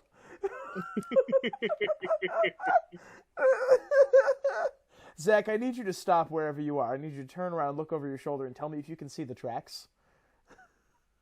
See what? See the tracks? How far off the rails are we? Can you still see them behind you? Behind me's a bed. I've been laying down this whole time. Oh no, we're very far off the rails. We started off the rails, and we've gone so much further that we've like uninvented the train. Because time is linear. Because time is linear, but in the wrong way. Okay.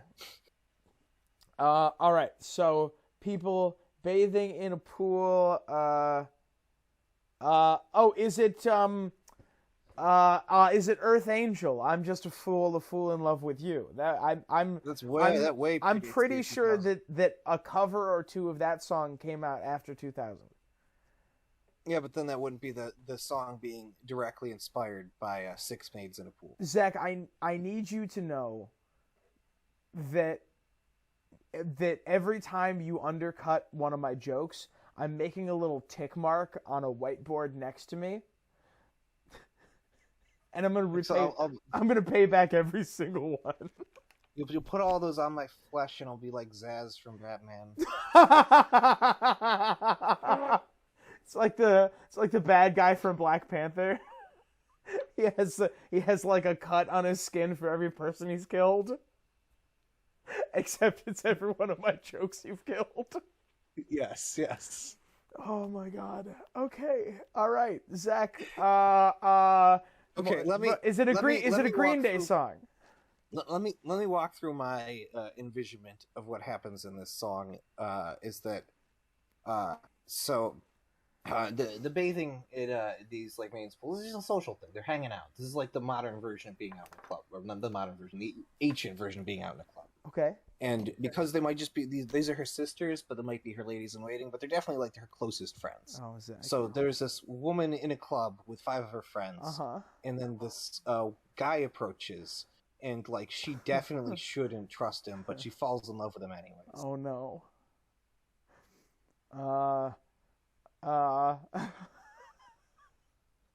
Zach, is this Yeah by Usher? This is not Yeah by Usher. That'd be really funny. I was out in the club with my homies. That is true. That if time traveling Bran exists, he can take that and rewind it back. He can. You're right. You're right. Time isn't linear. Take that, rewind it back. Florian the Fool rocks up and he's like, "Watch out, my outfit's ridiculous," because he's dressed in motley.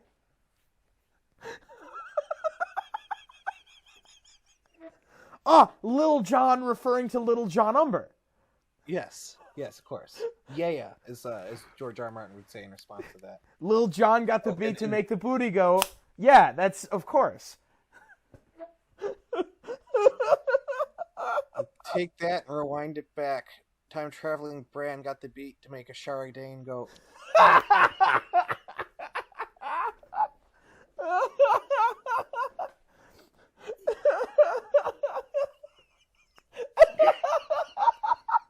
Shiera Sea Star at Winterfell turns and talks to Bloodraven.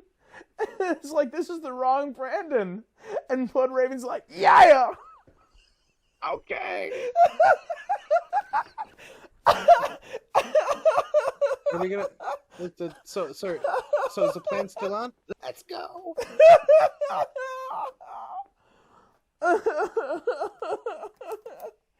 Oh, these women all on the prowl is foreshadowing the she-wolves of Winterfell.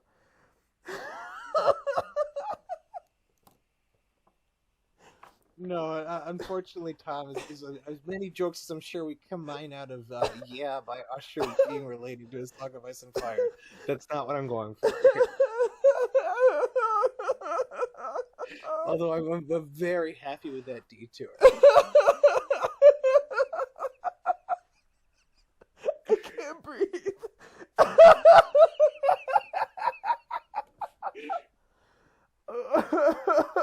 Oh my god. Oh, funny. All right. Okay. Sure. Okay. So we're playing Name a Song, right? We're playing Name a Song. Name a song made more recently than 2000. Is it Friday by Rebecca Black? It is not Friday by Rebecca Black. Is it the song in? Although I would like to think that when given the choice between becoming the King of Westeros and going back to the and rebuilding the destroyed Night's Watch, Jon Snow will think, which seat will I take?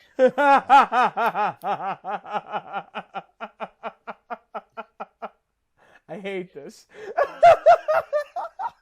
We could spend decades in this purgatory, Zach. You understand this?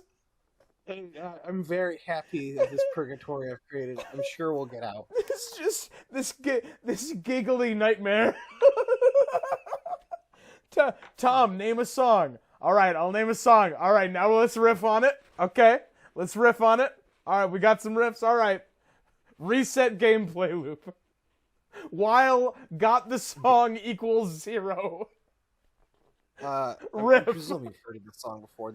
I don't think you were there. This is one of my karaoke songs, but I don't think you were there the night I performed it. Okay. For those in the audience wondering, Tom and I both have a love for karaoke, and we've watched each other perform many a song over the years. Oh my god, if you hold the head steady, I'm gonna milk the cow. That was referring to, that's why that woman was named Bessie. Wait, is this the one where the guy keeps talking about eating ass? This is not God, what's the Ballad of Chasey Lane? There it is. No. It's not the Ballad of Chasey Lane, which is a phenomenal song. I should note that song came out in 1999. Oh, damn it. You're right. That's the reason that it doesn't work. I'm sorry. No. That's the interesting thing about this song. Is it came out in 1999 and is about an obsessed fan writing 3 increasingly distraught letters to somebody he's obsessed with. And I did not just describe Stan by Eminem. I described the Ballad of Chasey Lane by the Bloodhound Gang. Zach, we can't go into music history. The video is 2 hours long. We can't do it. It's really funny, though. It's really funny. It is funny. I just wanted to make that distinction. It is funny, but I'm panicking, and we have another video to record after this.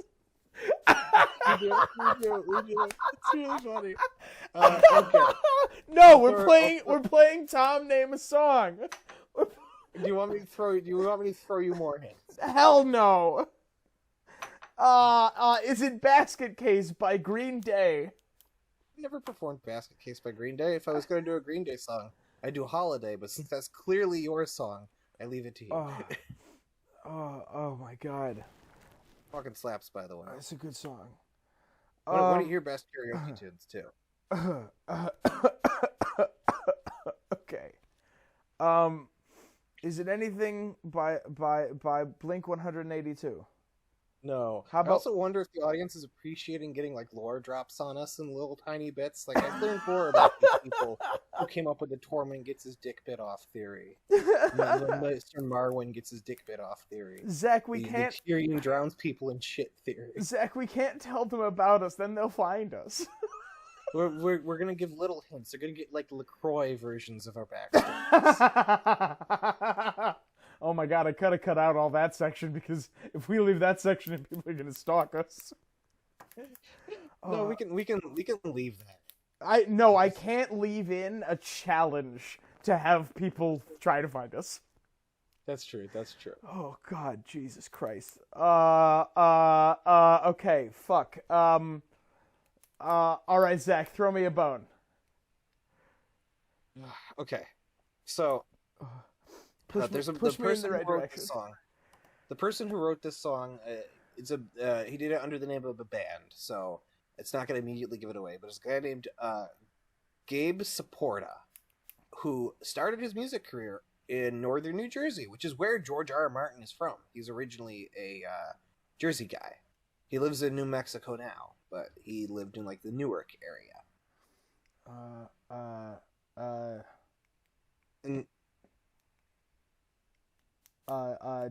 Dave support a dick on his face. Gabe support a dick on his face, but yes. Oh, I'm sorry. I apologize. Yeah. That you fucked up the person's first name when you were making their last name into a ligament joke. No, it should have been Dave support a load of cum down my throat, something like that. Yeah. Yes. But he. Okay. This is your fault. We have gone so the word rail means nothing. unless we you don't even know what we're on. Unless you gave supporter, then the word rail means a lot. Okay, Zach, throw me another bone because the names of musicians are not my strong suit. This song came out in 2009. Okay. Can I get the artist, please? Huh? If I give you the artist, you're gonna get it immediately. Okay. It's their famous song. Okay. All right. It came out in 2009. It was a dance pop thing. It was like a Fueled by Ramen release, so it has that sort of fake indie rock punk aesthetic to it. Although I should note that this guy was in a punk band before, and it's about as goofy and nerdy as it gets for a dance pop song of 2009, which makes me feel like the idea that it's inspired by Florian and Jonquil has a little bit more credence, although I'd have to believe that this person read through A Song of Ice and Fire at some point, which is not inconceivable because it's from New Jersey and there might be some pride there. Educated, went to college, and is in a business, a music industry business now, using their smarts to manage other acts instead of making music himself. But he was the lead of a band that also had some ties to Hollywood, because I think their first song they ever made was for a film. And, let me confirm that.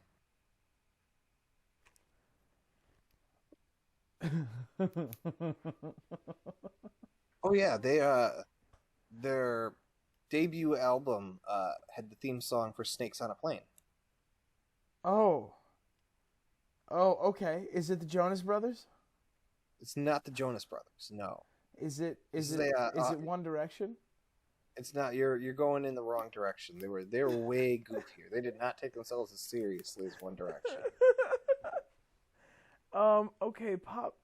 Oh, Jesus Christ. Dance pop with some is it Wobble? It's not Wobble. Is it the Cupid Shuffle? These guys are unbearably white. You'd be shocked if they weren't white. Let me check to make sure they're white. I'm pretty sure that's a song by the Vampire Weekend. Is Unbearably White. It's an album. Excuse me, I'm so sorry. Fuck you, and everybody watching. That's right. I hate all of you. Well, I guess you're born in Uruguay. That would make him Hispanic. Latino. Wait. Zach, his grandparents escaped Germany in World War II and then went to Uruguay. That's an interesting story there. Oh my god. What a cool story this guy has. Was nothing to do with the Song of Ice and Fire except for one, the fringe dumbass theory that I am torturing Tom with the camera rolling. I'm fucking jinxing. Would you like to play a game? Zach, you know I don't know music. Let me give you the band name that's gonna click. Okay. Hopefully. This is a song by Cobra Starship. Zach, I've never heard of those people. Heard of Cobra? No, I've never heard of Cobra Starship. You've absolutely heard this song before.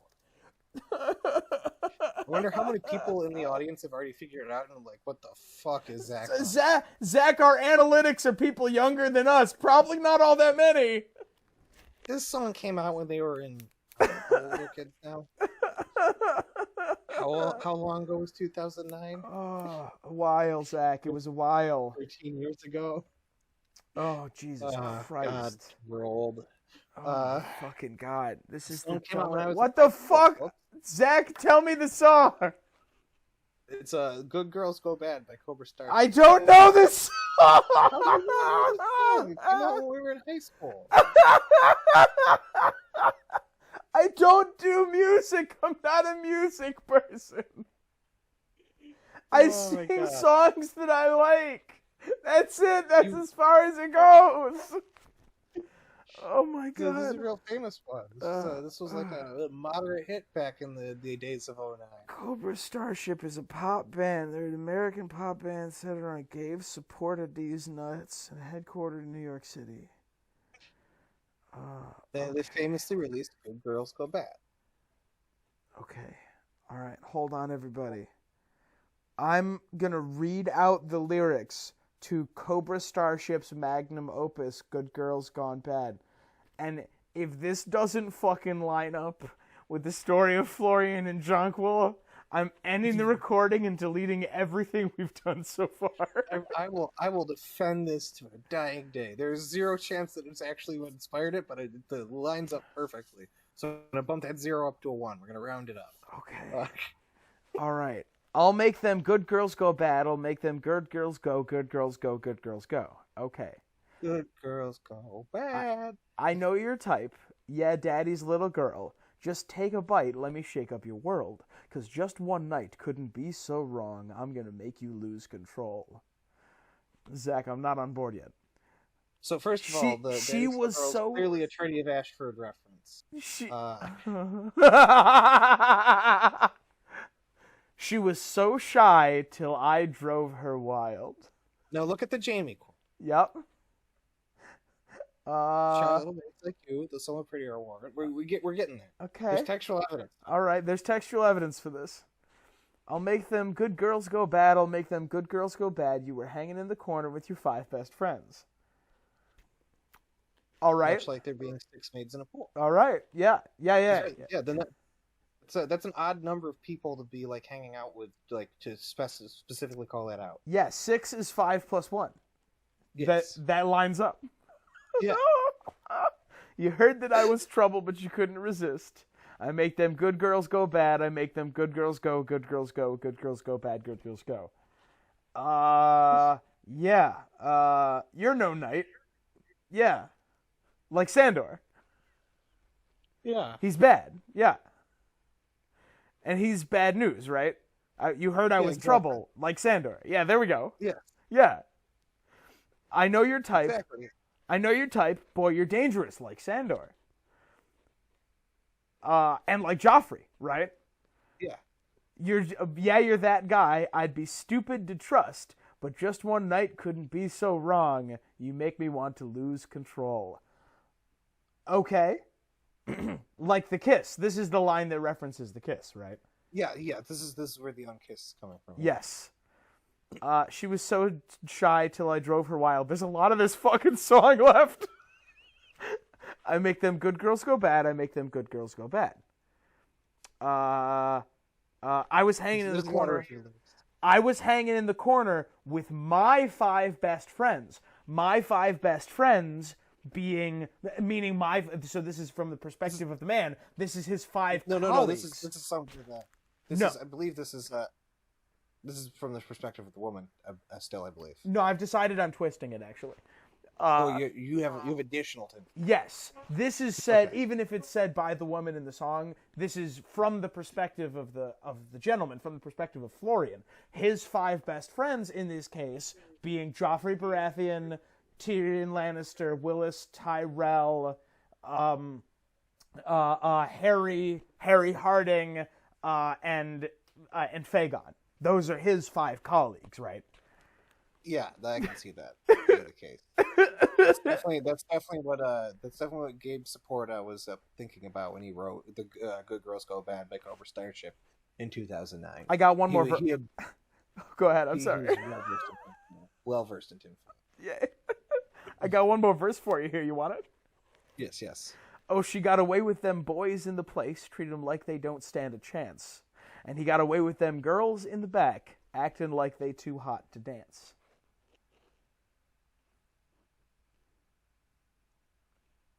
I'm trying. And I'm not finding it. I'm not finding the thread. I mean, she definitely thought she was cool. If we're going by Florian, Jonquil definitely thought she was too hot to dance with him specifically. Yeah, she did it anyway. Yeah. So you could say that he had away. That's true. The girls in the back. That's true. He did. Yeah. Yeah. Yeah. She got away with them boys in the place. Treat them like they don't stand a chance. Sansa's suitors. Yeah. Yeah, and it's Sansa's suitors, and it's what Jonquil does to Florian too. I know who you are. You're not a knight. He got away with them girls in the back, acting like they too hot to dance. He has a way with Jonquil that despite her initial doubt. Hold on, wait, I'm getting the red pen out. Despite her initial doubts, right? Yeah. They end up together. Yeah. Yeah, exactly. I heard you were trouble, but I couldn't resist. You're the guy I'd be stupid to trust. But just one night couldn't be so wrong. You want to make me lose control. Yeah, exactly. This is a modern retelling of Florian and Jonquil. Yeah, and I like... See, I hate it when, covers and, inspirational stuff, stuff inspired by other stuff. I hate it when they just rip the work wholesale. Right, and I like that Cobra Starship has taken a few creative liberties to make it seem a little original. It's not completely derivative of the original. Yeah. I mean, you can see the inspiration, but they've really made it their own. Oh, for sure. That's our show, everybody. That's our show. Thank you for sticking around. That's it. Please, next to your favorite porn star and your favorite LSH Littlefinger ship, a fan fiction, I should say. Please leave your favorite Cobra Starships on in the comments. Not only that, a tribute Cobra Starship lyrics to a Song of Ice and Fire character, and then put a chapter name and number as well, so it looks legit. Yeah, here's what we're gonna do. All right, we're gonna craft a little bit of tinfoil here, right? Zach, I assert, based on this evidence that you presented to me, that all Cobra Starship songs are about a Song of Ice and Fire. Ooh, I like this. That's definitely another theory video we have to do. We're gonna have to listen through the entire Cobra Starship discography, a band that rightfully only is remembered for one song, and draw threads between all of that and a Song of Ice and Fire. Yeah, that's definitely what they were going for. Will you guys in the comments please help us out with that, with some textual evidence from Cobra Starship songs, lining them up with the Song of Ice and Fire? Yeah, draw some parallels for us. Make it easier for when we do that 18-hour video coming next month. All right, thank you, everybody. Goodbye. Bye, everyone. Goodbye.